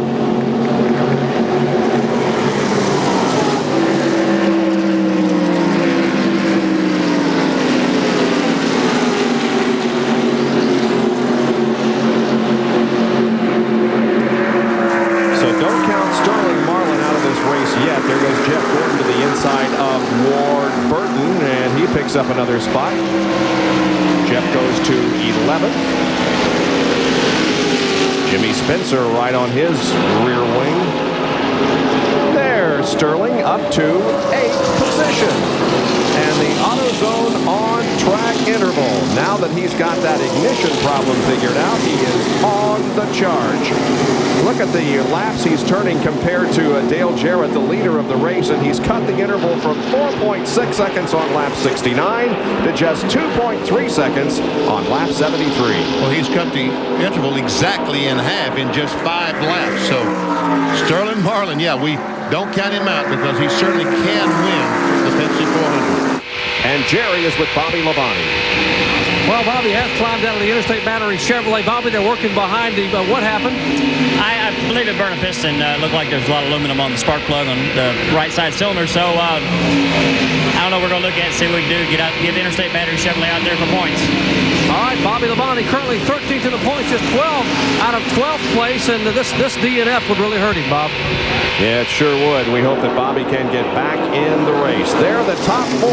Earnhardt using a much higher line than everybody else. Yeah, it looks like the car is starting to slip, and it's been 50 laps now since these cars treated and changed tires. So they are going to need. We see Sterling Marlin moved up to 6th spot, just 1.32 seconds behind Dale Jarrett. Now 1.17, getting closer and closer. And that's what 1.7 relates to on the racetrack. You saw the interval there. Jarrett up front, and there is Sterling Marlin back in 6th position behind Michael Waltrip.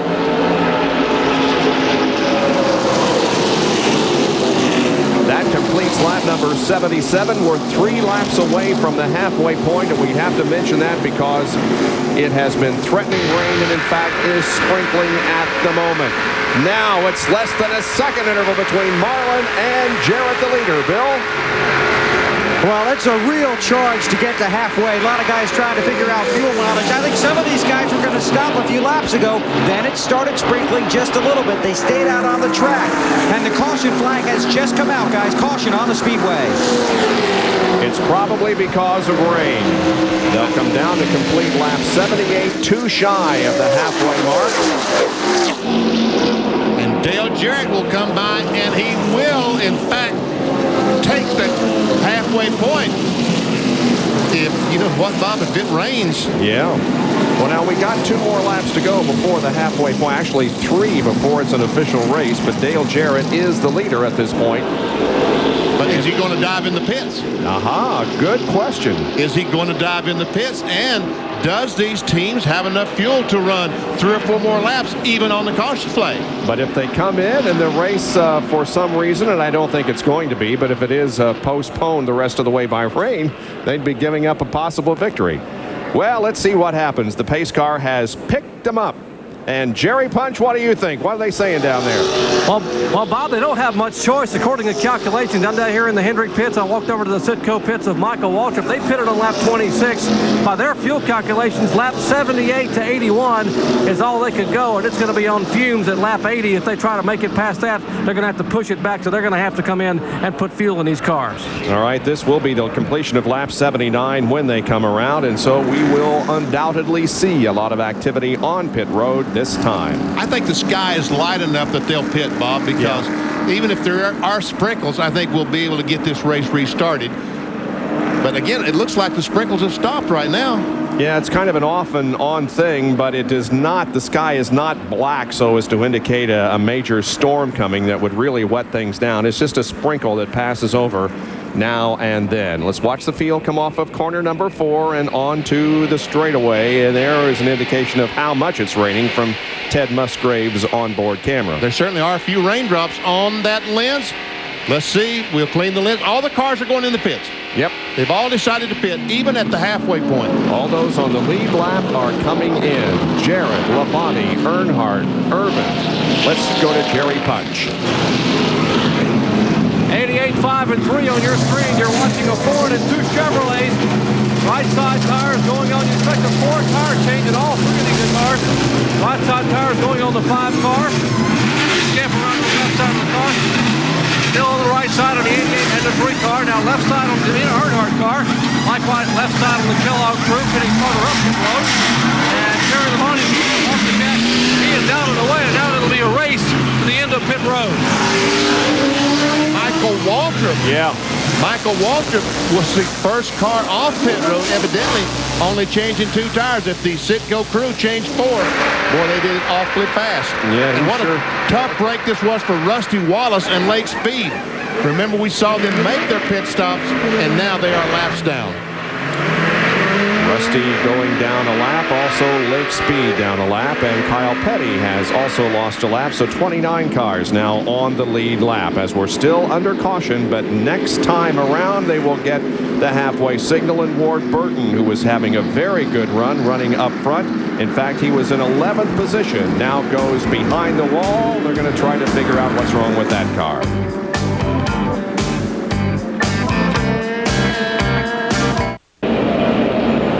ESPN Speed World live from Daytona Beach, Florida, and the Pepsi 400 was supposed to be well over by now. We were supposed to go at 11 o'clock this morning Eastern Time. The race started at 2 o'clock because of rain. We are exactly halfway through. We're under caution because of sprinkles on the racetrack. A lot of pit stops were made during this caution period, including one made by Mark Martin. And folks, watch this. You think you want to be a pit crew member? Mark Martin's coming to pits and he gets it. Must have hit a wet spot or something. He dives in, right front tire turns, and whoops! Whoops! Me and the car are going to meet at the same time. Mark backs it up, gets in his pit. The tire changer picks up his gun and goes ahead and changes the tire. We laugh, but it could have been a serious situation, but those guys are very resilient down on pit road, and I tell you what, they deserve a lot of credit for their contribution to NASCAR Winston Cup racing. We'll be back with the green in a moment.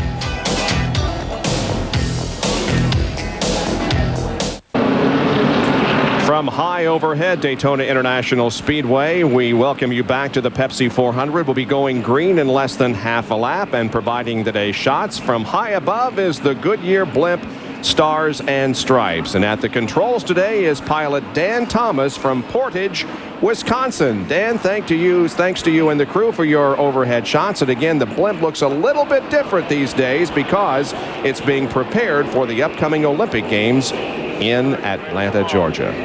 Getting set for green.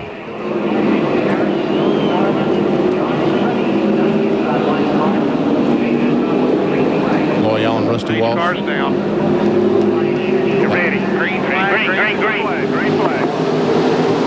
Rusty, Loy Allen, Lake Speed laps down to the leader of the race. The red car on the outside, Michael Waltrip to 21. Loy Allen and Ricky Rudd are off sequence as far as pit stops are concerned. They're tailing the lead lap. I'm sorry, that was Ricky Rudd in the lead car. Yeah. Michael is behind Rudd. I'll tell you what, it's not the place to be, it doesn't appear. Yeah, Michael's got a real problem right now. He is hemmed in with no place to go. Here comes somebody. That's Jarrett, isn't it? Looks like Jarrett trying to get by. They're going to make it at least 3 wide. And Sterling Marlin goes by on the outside, and Rudd goes up the hill. Whoa, does he go up the hill?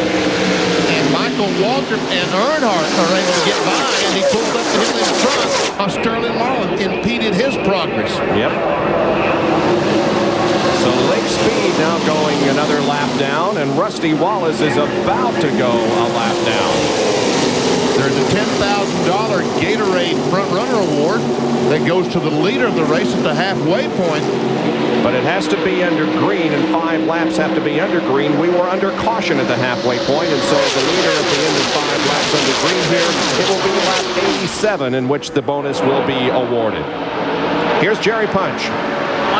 Ward, we're continuing on your MD&A Pontiac. What happened? I think we broke a drive shaft taking off from pit road. Man, we just came by a brake right now. The car's running pretty good. We had an air push coming out of the corners. Hadn't been for that, it could have gone straight for the front. But we've done pretty good from where we started at, and I was hoping for a top 10. But we'll get them next week. We're going to try to get back in? Yeah, we'll get back in, but of course, so many laps down. We're just out there trying to learn a little bit.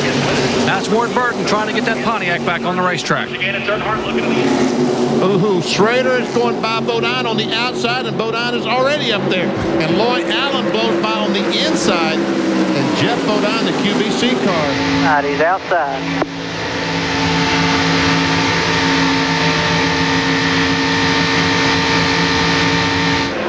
Loy Allen spotter telling him that Schrader was on the outside outside. Here comes Darlin back. Making it 3 wide. One underneath you. He's there. You're okay. You're okay. You're clear. Outside. Outside. Now here comes Jimmy Spencer alongside Wally. Still outside. Still outside. He's inside, outside. You got your sailing. Jeff Gordon has still there. Ken Schrader with him now. Inside, outside. Clear low, clear low, clear high and low. He's underneath you. He's underneath you. Oh, baby. Don't get frustrated. Just be patient with it. You'll be okay. There goes for the lead. Earnhardt on the outside of Michael Waltrip. Michael comes back. Michael has leg speed behind him. Looks like Earnhardt's going to have Dale Jarrett in just a moment. Man, that's awful tight traffic coming out of there. Whoa. Michael Waltrip hangs on to the lead. Good job. And one more lap will decide the halfway money. And here comes Sterling Marlin. Sterling Marlin would like to win that 10 grand. He comes up on Rusty Wallace very quickly on the inside. Now gets up on the outer groove, and I wouldn't doubt what Sterling Marlin can get the lead here. Look at this. Just drive under Rusty Wallace and Michael Waltrip, and there goes Sterling Marlin. Wow. Unbelievable. An ignition problem has been solved. Sterling Marlin has put himself back at the front of the field and is just as strong as he ever was. Looking back on Dale Earnhardt, who hasn't led a lap yet and would love to get those 5 bonus points. That's very important in the run for the championship. Let's see how they cross the line at the Gatorade payoff window. It's Marlin. By a landslide, by 20 car lengths. Yep.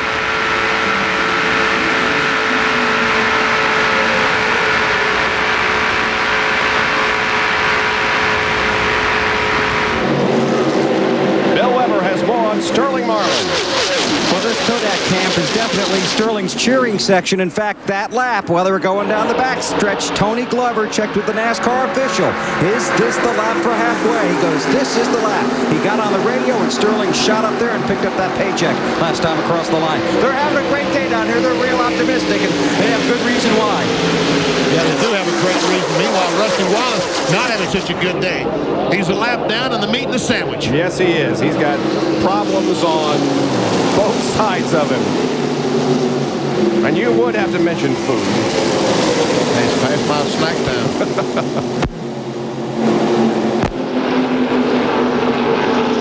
Dale Earnhardt still up in that high groove back of Michael Waltrip. Let's take a look at the Busch race recap as they come down the backstretch. And maybe some contact there between Earnhardt and Michael Waltrip. Anyway, Earnhardt is second, and look at him close up on Marlin. Wow. Somebody said, told Dale, well, okay, you blew the 10 grand, but it's time to go. We're going to lead a lap because we need those 5 bonus points. Ken Schrader and Ted Musgrave are side by side while Jeff Gordon looks on. Looks like Kenny may be where he shouldn't be. This is from Schrader's in-car.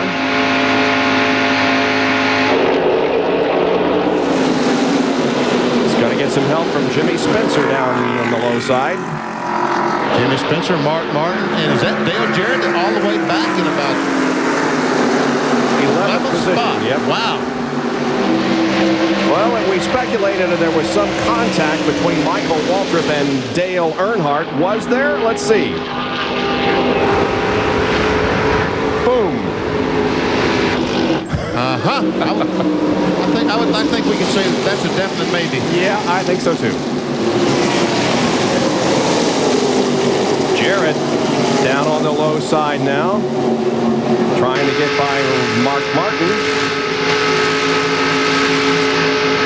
There goes Dick Trickle, who's having a good run. He's 15th.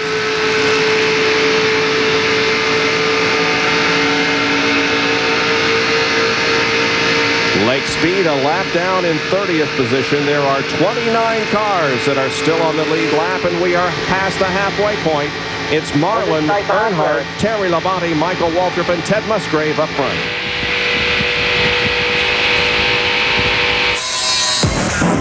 Track Facts are brought to you by Quaker State, the motor oil that exceeds the highest standards for engine protection.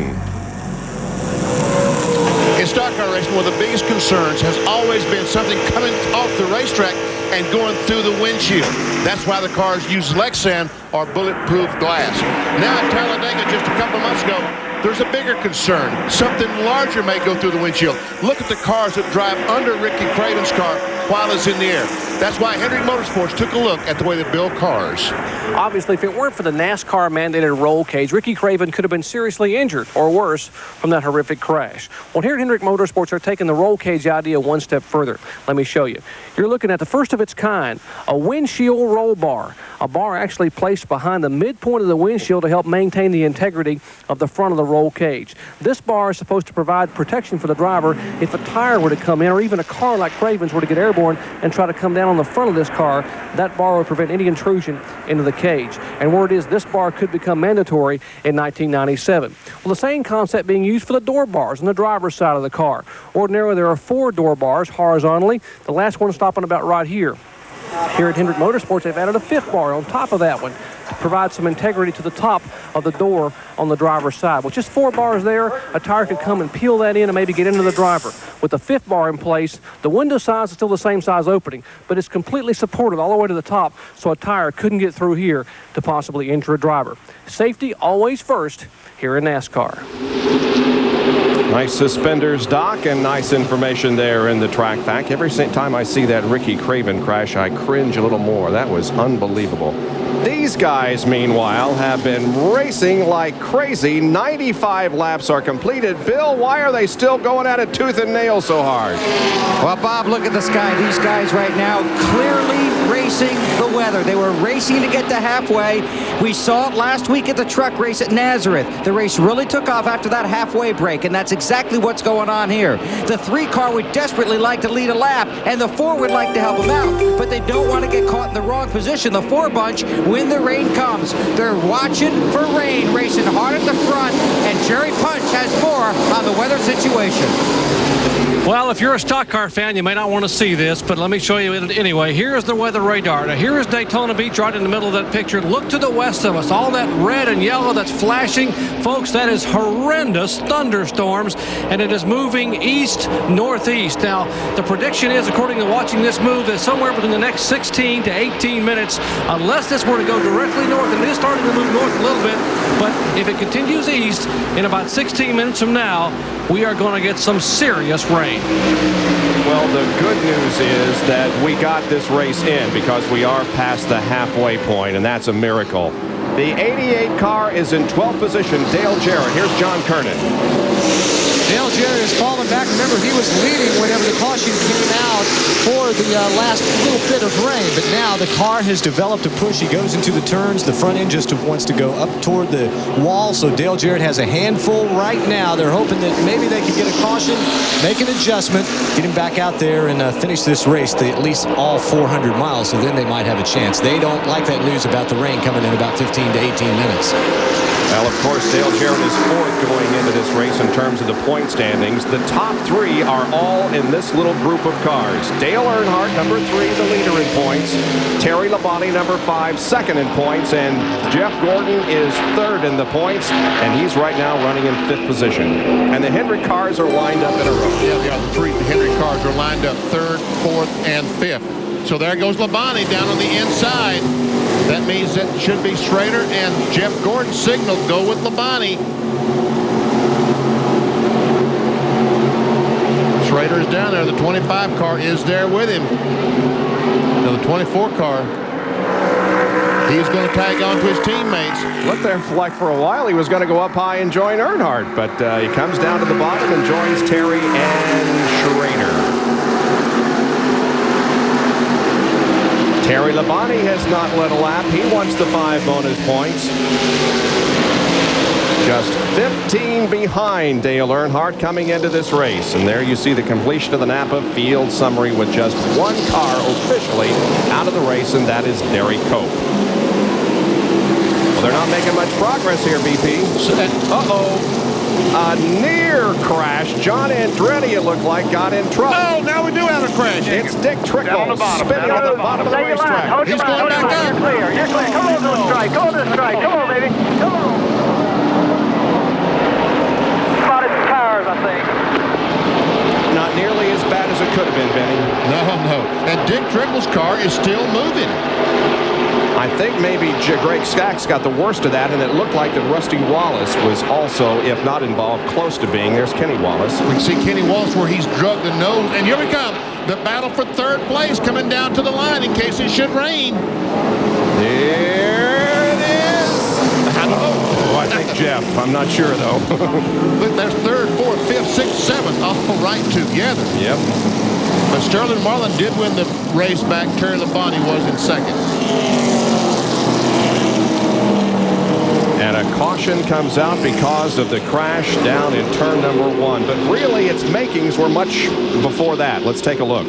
There we see, there is Dale Jarrett on the inside.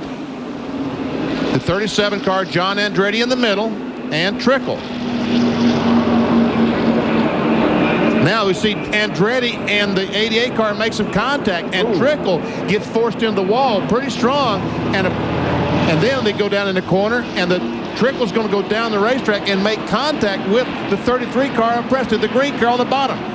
Right there, they make contact, and look at Ernie Irvin in the back of the 33 car. But they continue on. Now the 29 car is going to come in here someplace. There he is. He goes up. He turns right, and he's going to hit the 81 car of Kenny Wallace, and here comes Rusty Wallace. Is he going to make contact with the 29? If he didn't, he came awfully close. Looks like he missed him. Yep, he may have. All right, so it's our first real crash of the day, and it really, as I said, wasn't as bad as it could have been because it was in heavy traffic. There's a contact between Sachs and Trickle. And Sachs and the 81 car, Kenny Wallace. Yep. And Kenny Wallace, a moment ago, let's see, Musgrave is going in the pits. You know, a moment ago down the front stretch, Kenny Wallace, all of a sudden, look, the right rear tire just blew all the pieces, and he just says, hey, I'm going across the grass. And turned, and across the grass he went. Wow. All right, Ted Musgrave comes in for a pit stop. He's giving up his 6th position that he was in. Dale Jarrett is also in, but those who are running at the front of the field stayed out. Here's John. It's a 4-tire change for Dale Jarrett. Remember, I told you they had developed a push and would like to have a caution to fix it. Well, they had made a track bar adjustment to loosen the car up and also put on 4 fresh tires and filled it up with Unocal gasoline. Musgrave goes Musgrave must have just put gasoline in the car, or just 2 tires. It was a quick one. Joe Nemechek comes out. They're still working on John Andretti's car, and we understand that the rain is only about 5 miles away. Will we go back to green? That's the question right now. We're going to take another break. We completed 101 of 160 laps here at Daytona. It's Sterling Marlin leading under caution.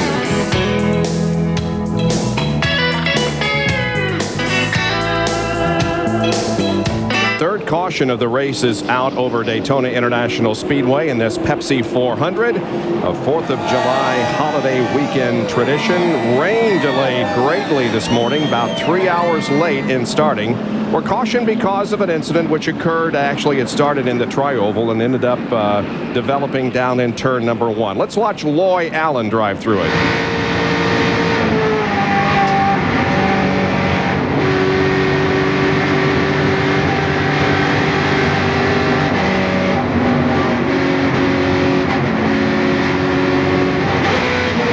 Wow.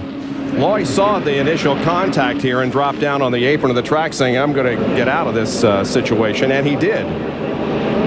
And we saw the contact between Dale Jarrett and the 37 car of John Andretti, and then he made contact with Dick Trickle, and then Trickle goes down the corner, makes contact with the 33 car. And here is the line, the race for the line for third spot. There's the leader, Sterling Marlin, the orange car on the very left. The 5, the yellow and white, is Terry Labonte. And here comes the battle for the lead. On the right, Jeff Gordon. In the middle, Kenny Schrader. And Dale Earnhardt on the outside. And Musgrave said, which one do I go with? And also Michael Waltrip. So who won? I don't know that we ever determined that. I think Jeff Gordon did by just an inch or two. We're just about ready to go back to the green flag. We will next time when we come back to Daytona. We have just gone green. They've completed less than a half a lap. Now, the storm, we understand, is about 2.5 miles away. So this could be a trophy dash. Watch up front, because whoever makes a move here could end up as a winner of the race. But is anybody going to be able to make a move on Sterling Marlin, who's been so strong today? It doesn't appear as though they will be able to, Bob. The 3 Hendrick cars might be able to join up and get by Sterling Marlin. But it'll take all 3 of them, it looks like, to get by. Positions being shuffled here. Michael Waltrip, Wally Dallenbach, and Mark Martin, the first 3 Fords. That is 6th, 7th, and 8th. Bill Elliott has gotten out of his car. Let's go to John Kernan. Derek Cope has gotten in. Bill, you feel okay? I feel good. We were done down some laps and there was no need going on. You know, I told Mike if I could find somebody to get in, go ahead and get in. You know, it's a pretty hot day. Just kind of get used to everything. And we really didn't have anything to lose. And I had a lot to lose if something were to happen, or to hit the wall or something like that. And the car just ran extremely hot at the first race. It got like 260, lost the water, came in, and we just had kind of a bad start. I felt like a car would have ran well. You know, McDonald's, Ford race, everybody's done a great job, and you know, just one of them days. You know, we'll go to New Hampshire next week and we'll keep it ready. All right, Bill Elliott out of the car for now. Derek Coker's in it. He's already looking forward to next week. Good to see Bill back in a car. We had some contact there, Benny, that scared me for a minute. Loy Allen and rusty Ricky Rudd, I think, got tangled up there for a moment. Yep, Loy Allen now is in the middle of 3 cars coming off the corner, but all the cars were able to get by. 5-car lead draft as they've broken away. If points were awarded right now, look at this. Earnhardt and Terry Labonte would be tied for the points lead, and Sterling Marlin would move up a position to 5th in the point standings. How about that? That is pretty doggone close, isn't it? And we see that Jeff Gordon would be then 32 points.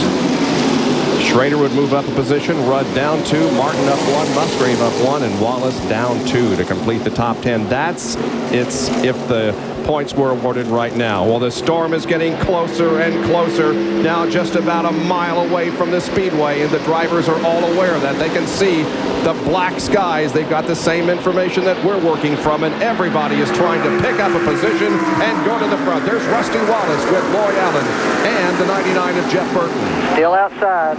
All those cars going by the 10 car, and that was 4th position. All those cars 1 lap down. Meanwhile, here's the battle for the lead, the first 5 cars. It's still Marlin, Labonte, Gordon, Schrader, and Earnhardt. And the second pack of cars, that's 4 Fords, Michael Waltrip, Wally Dallenbach, and the 2 Roush cars, Ted Musgrave and Mark Martin, trying their best to chase down those first 5 cars, which all are Chevrolets. The Goodyear blimp is heading for the airport, and we don't blame them a bit, because the storm is approaching quickly. And so the overhead shots that we've gotten from the Goodyear blimp will cease here before too long, because it is headed for land. 5 cars up front with 52 laps to go, but it probably won't go that long. Now, what's going through the drivers' minds, Benny? Right now, I think they're all just trying to figure out what can we do to get by the 4 cars. That's the problem they've got right now. Sterling Marlin is absolutely so strong that they're just trying to figure out what they can do to get by him. If he was gone, then it would be a wholly entire different situation. But he isn't. He's there. Sterling Marlin has never won a Pepsi 400. He has won the Daytona 500 twice. What about the manufacturer situation here with the race coming possibly to a conclusion? Well, you see 5 Chevys lined up there running in the first 5 positions. A moment ago, it looked like Labonte and Gordon was trying to go by Sterling Marlin on the outside on second corner. And I guess that's if the move's going to be made, it probably will be on the outside. 5 5 Chevys at the front, and then 5 Chevys 6 through 10. 5 Fords. 5 Fords, I should say. The blue thing, that's a Ford. Yeah. The red thing, that's the red thing is a Chevy. Okay, yep. I got you. It looks like that Michael Waltrip dialing back, and the Fords are gaining on the 3 car. Yes, they are. Oh, yeah. Of Dale Earnhardt. 6, 7, 8, 9, and 10, catching up to 1, 2, 3, 4, 5. We don't know when the rain is going to hit. Maybe it won't, but it's certainly in the drivers' minds right now and is playing into the strategy that they have to be thinking about. However, they're going to have a pit stop in the next 20 laps if we go that long. Schrader looks back at Dale Earnhardt. Now Ernie Irvin and the 88 car of Dale Jarrett, the 2 Jack Rouse, the 2 Robert Yates cars, now they're together trying to work their way towards the front. We see the Robert Yates cars running together. We see the Hendrick cars running together. We see the Roush cars close together at least. And Bill has more on the Robert Yates team. When I walked down earlier and I talked to Larry McReynolds about how Ernie Irvin was doing, and you know, Ernie said he thought he'd be stronger to the second half of the season when they started going back to tracks for a second time. I asked him how Ernie was doing. Larry says, we're doing great. The only problem is it's so hard to pass. And I said, well, is that the new 45-degree spoiler angle? He goes, that's part of it. But he goes, and listen to this, everybody's so equal. A Ford guy, everybody's equal. You need to get that on tape. Yeah, we haven't talked about, we covered it extensively in our qualification coverage, but for those of you who weren't with us, they are using a 45-degree spoiler angle now instead of a 40 that they used during the month of February. The restrictor plate, however, remains the same. There we see Ernie diving down, trying to get some draft off the 21 car. I think Michael Waltrip moved down to help Ernie Irvin because he feels like his best advantage is to get Irvin and Dale Jarrett alongside of him. Now let's give a call to the 11 car too, of Brett Bodine, who's running in the top 10. It has been a while since we saw Brett Bodine with as strong a performance as he has here today. Starting 36th is Brett Bodine, and then Lowe's Ford. He's losing the sponsorship next year to the Richard Childress second team that Mike Skinner will be driving for. So Brett Bodine is shopping for a sponsor and showing that he still can drive a race car here this afternoon. Here is Ted Musgrave right behind Mark Martin, 11th and 12th. Now he's just ahead of Mark Martin now. And there is Mark's in car. He goes by his teammate following Jimmy Spencer.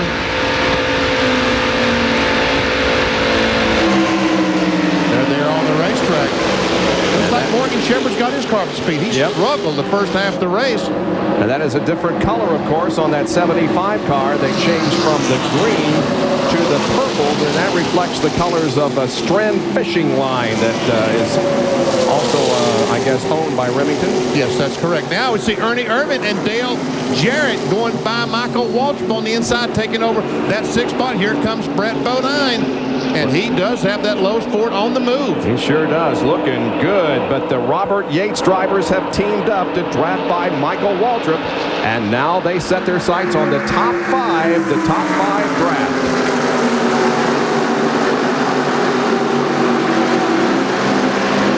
Here's a Fran Field summary with 114 laps completed. Dallenbach, Martin, Musgrave, Jeff Burton, Morgan Shepherd all running in this group.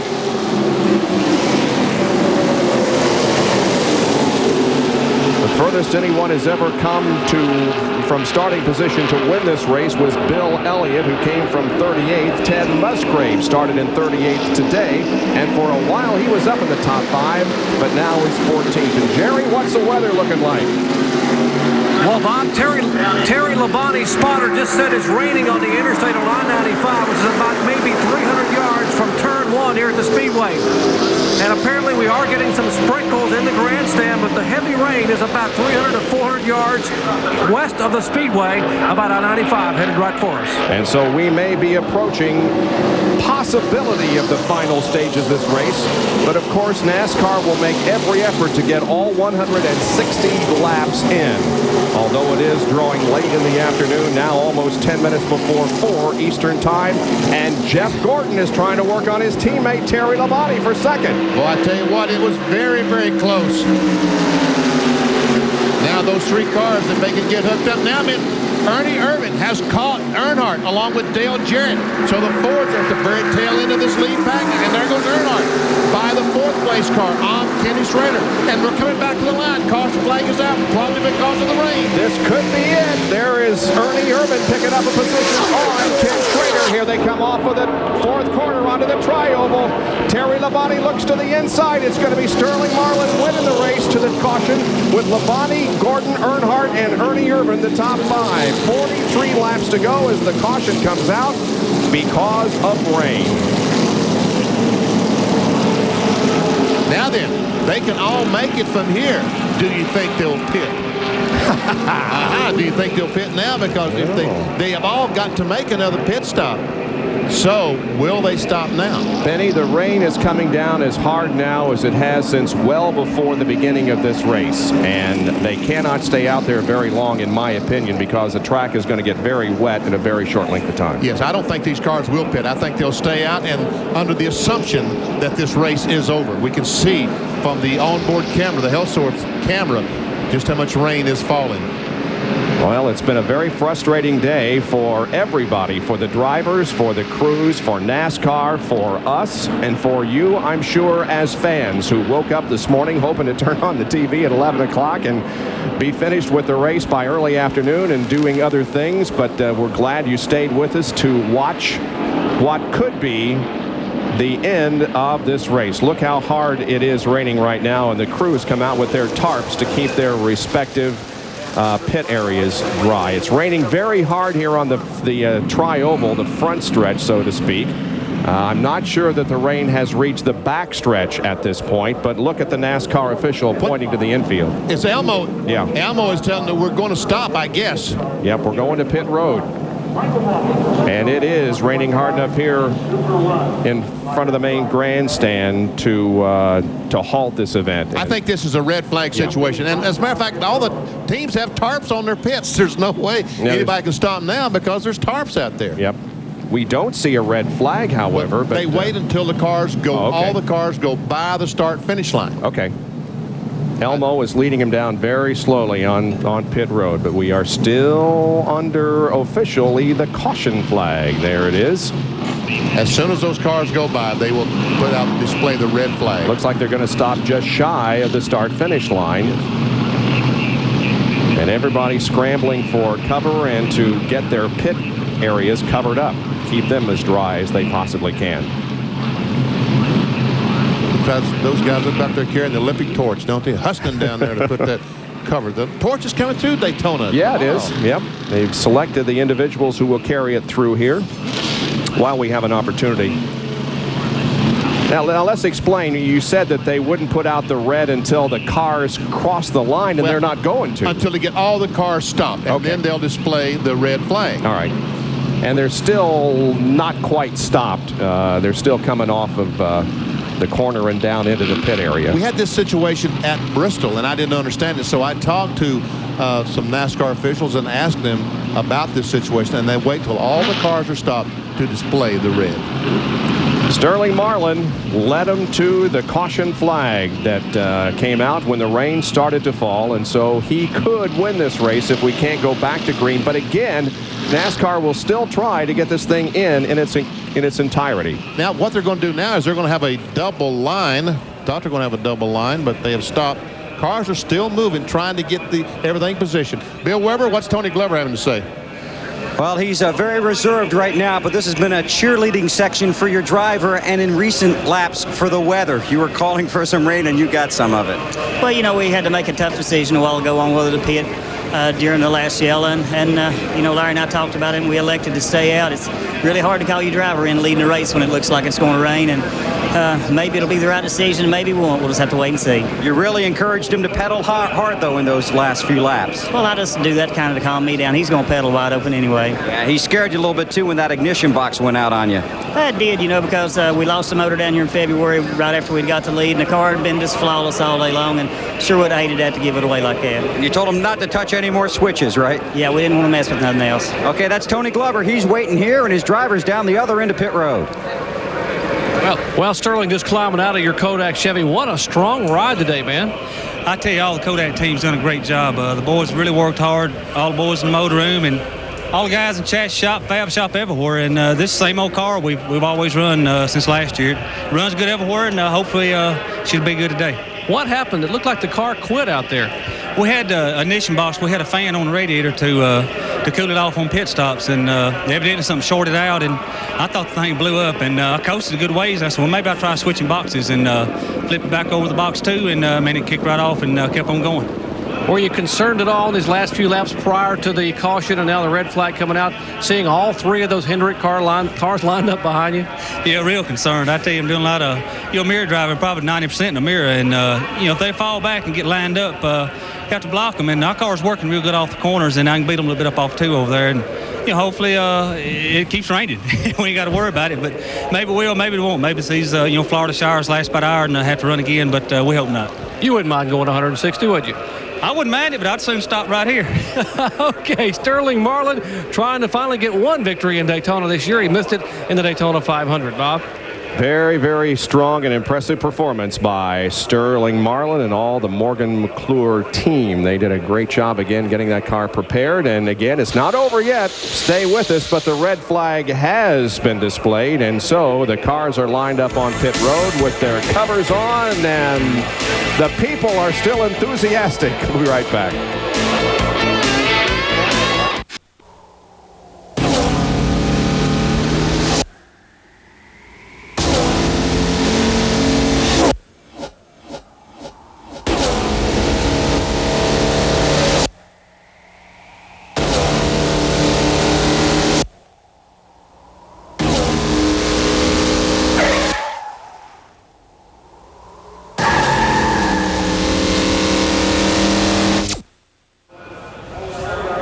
Welcome back to Daytona, and you can see the very dark sky back of the master control tower here, the Winston Tower, and the rain is coming from those dark clouds. It has caused a red flag here on the 118th of 160 laps in the Pepsi 400 with Sterling Marlin leading. Let's go to Jerry Punch. Well, we're down here as the drivers are climbing out of the cars, guys, and Dale Earnhardt, you're running fourth, but boy, the 4 car looks awfully stout. Yeah, he's sort of by himself, isn't he? When you can beat the train that the 5 and 24 and the guys had, and you can beat them guys and hold you on and not get drafted by, I mean, that's pretty strong. I couldn't do nothing with him when I was behind him and had a couple cars helping me, so it's just a tough deal. We're about a 4th, 5th place car. We're just going to sit here and ride. You made a heck of a move coming to the flag, picked up a spot. Well, Schrader got a little looser, got higher or something. I decided I better try something, I didn't know who would go or what was going behind me. But what's this radar look like? Is it going to be all day or half an hour or what? Well, Dale, actually they're telling us it is moving north, but it's a pretty wide sail, so they're just waiting to see how far north it does move. You and Michael Waltrip hooked up at the halfway point. Looked like you were going to try to get a shot at the money and couldn't quite pedal it fast enough. Well, the 4 and those guys come up there so strong, and it was about time, and we sort of had to split up and do what we could for each other by ourselves. So it's tough racing these restrictor plates and big spoilers where everybody can drive them wide open. All right, Dale Earnhardt, the current point leader, he currently sits 4th as we are all waiting for this shower or rains or whatever to clear, Bob, and hopefully get back to racing. Yeah, we hope that we can get this thing in, but in any case, we have seen a great race, and we have seen a very impressive performance by Sterling Marlin. I mean, he's now, if he wins here today, he's won a race here at Daytona in 94, 95, and 96. And we look fresh as a daisy, don't we, folks? Do we? After 118 laps here at the Daytona International Speedway. But, yeah, the 4 car. And, Daytona, if the thing hadn't blown up, it'd probably been the same situation. He probably would have been as strong. And the cream rose to the top in this race because the top 3 in points are now 2nd, 3rd, and 4th. Now, Labonte is running 2nd at the moment. He is second in points. Jeff Gordon is third. He's third in points, and Dale Earnhardt is running in fourth position, and he's first in points. So I guess that Earnhardt's going to take home the $50,000 for leading the money leading the points at the halfway point. This is the halfway point of the season. This starts the second half, and who knows what's going to happen in the second half. What a way to start it. Boy, it didn't go as we had hoped today because of the rain, but hey, we've seen some good racing anyway. We're going to take another break and be back with more live from Daytona International Speedway in a moment.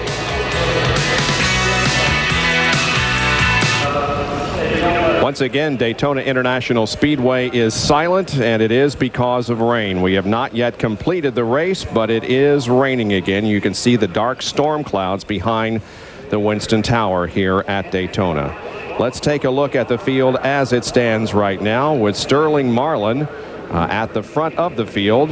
Terry Labonte in second position.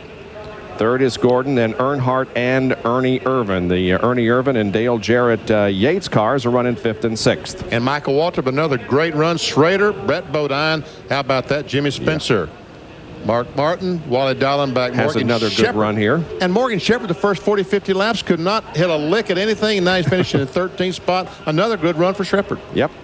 Musgrave and Jeff Burton in 15th. They're the top 15 as the red flag is flying over the racetrack, and it is still raining. Now let's take a look at 16 through 30. There are 28 cars that are on the lead lap right now, with Bobby Hamilton running in 16th spot.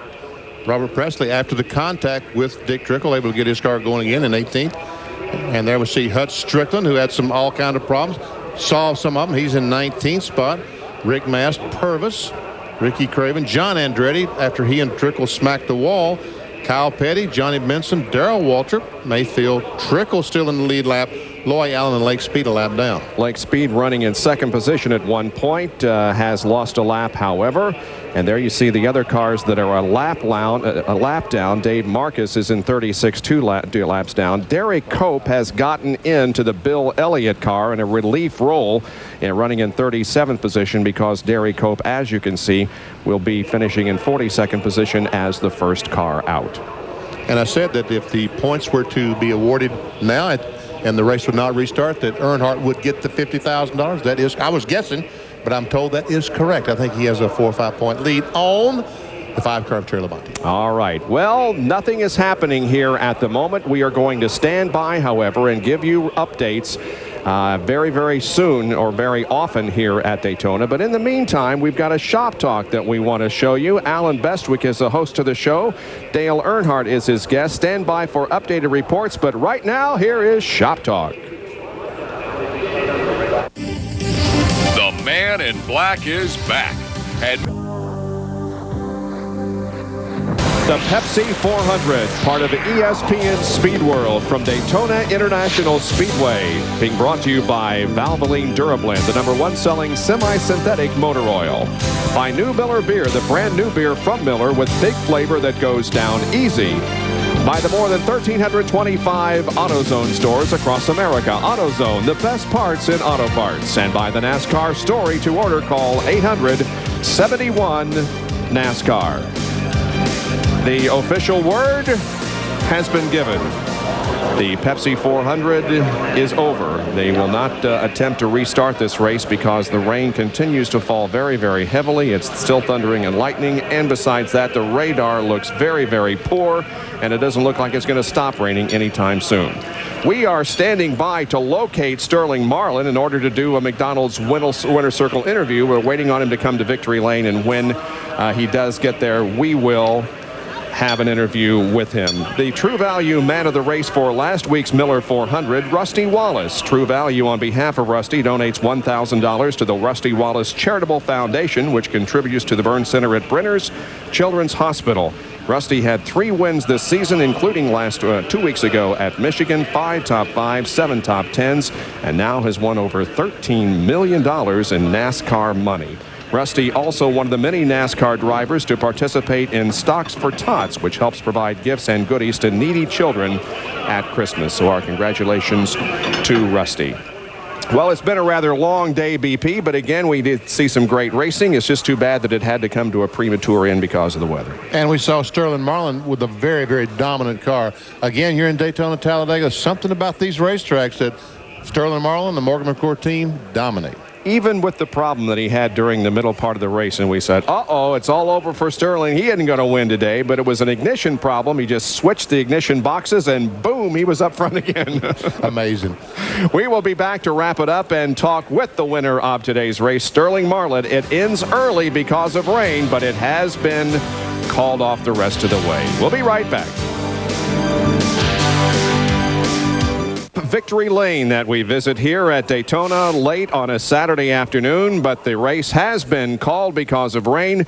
The McDonald's Winner's Circle interview and Bill Weber. And Sterling Marlin, congratulations on a soggy Saturday. You're certainly the big winner. Yeah, we are. I tell you, all the guys on the Kodak team did a great job. Car drove great, ran great. I tell you, Runt did a good job with the motor, and everything fell our way. We had a little scare there early when the ignition went out and flipped the switch and clutched it and kept running. So I've never walked to Victory Lane, so we're here for the car cover, so it's kind of weird. So we're happy to be here, and hopefully it's the midpoint of the season, and we can get us a couple, 3 more wins and try to get back to top 3 of the championship race. What is the magic with you and restricted plate races? I tell you, it's this team. The guys do a great job with it. I've always enjoyed running Daytona and Talladega. They're my 2 favorite tracks. They're team's favorite tracks, and Runt slicks his chops when he gets ready to come down here, and it all goes together for us, and they really prepare well for here, and it shows. And Tony Glover, the Western Auto Mechanic of the race, so obviously in your estimation he certainly deserves that. Yeah, he did. He made some good calls, and some deals where we could have took 2 and went ahead and got 4 tires, and he's one of the greatest, and my hat's off to him. Sterling Marlin, congratulations. Okay, thanks. Okay, Sterling Marlin had to walk to Victory Lane, but any way he can get here, he'll take it. Absolutely. Sterling Marlin, with a strong performance, wins the Pepsi 400 at Daytona, and the first half of the 1996 NASCAR Winston Cup season is over. 15 races have been completed, 16 to go. Let's take a look at the results here this afternoon. Terry Labonte finished in 2nd position. Jeff Gordon was 3rd. Earnhardt 4th, and Ernie Irvin finished in 5th position. Dale Jarrett, Michael Waltrip, Kenny Schrader, Brett Bodine, and Jimmy Spencer. That's the top 10. 11 through 15, Martin, Dallenbach, Musgrave, Burton, and Shepard. 16 through 30, Hamilton, Presley, Nemechek, Stricklin, and Mass. Purvis, Craven, Andretti, Petty, Benson, Darrell Waltrip, Jeremy Mayfield, Trickle, Speed, and Loy Allen. Finishing in 31st through 42nd, Rusty Wallace, 31st. Bobby Hillen, 32nd. Only 3 cars were out of the race when the checkered flag, actually the red flag, dropped. The points, a separation of 5 between Dale Earnhardt and Terry Labonte. Earnhardt wins the halfway money. Jeff Gordon, 37 behind. Dale Jarrett and Sterling Marlin are 4th and 5th in the point standings as the second half of the season begins. There is 6 through 10 in the point standings. Our next NASCAR Winston Cup race here on ESPN will be at Watkins Glen. However, this crew will have coverage of the Brickyard 400 at Indianapolis the first weekend of August. Well, the CFL is coming up with Mike Goldberg. Thanks for being with us today here at Daytona, where Sterling Marlin was the winner of today's race. And the Pepsi 400 has been a presentation of ESPN, the worldwide leader in sports. I'm Bob Jenkins. So long, everyone.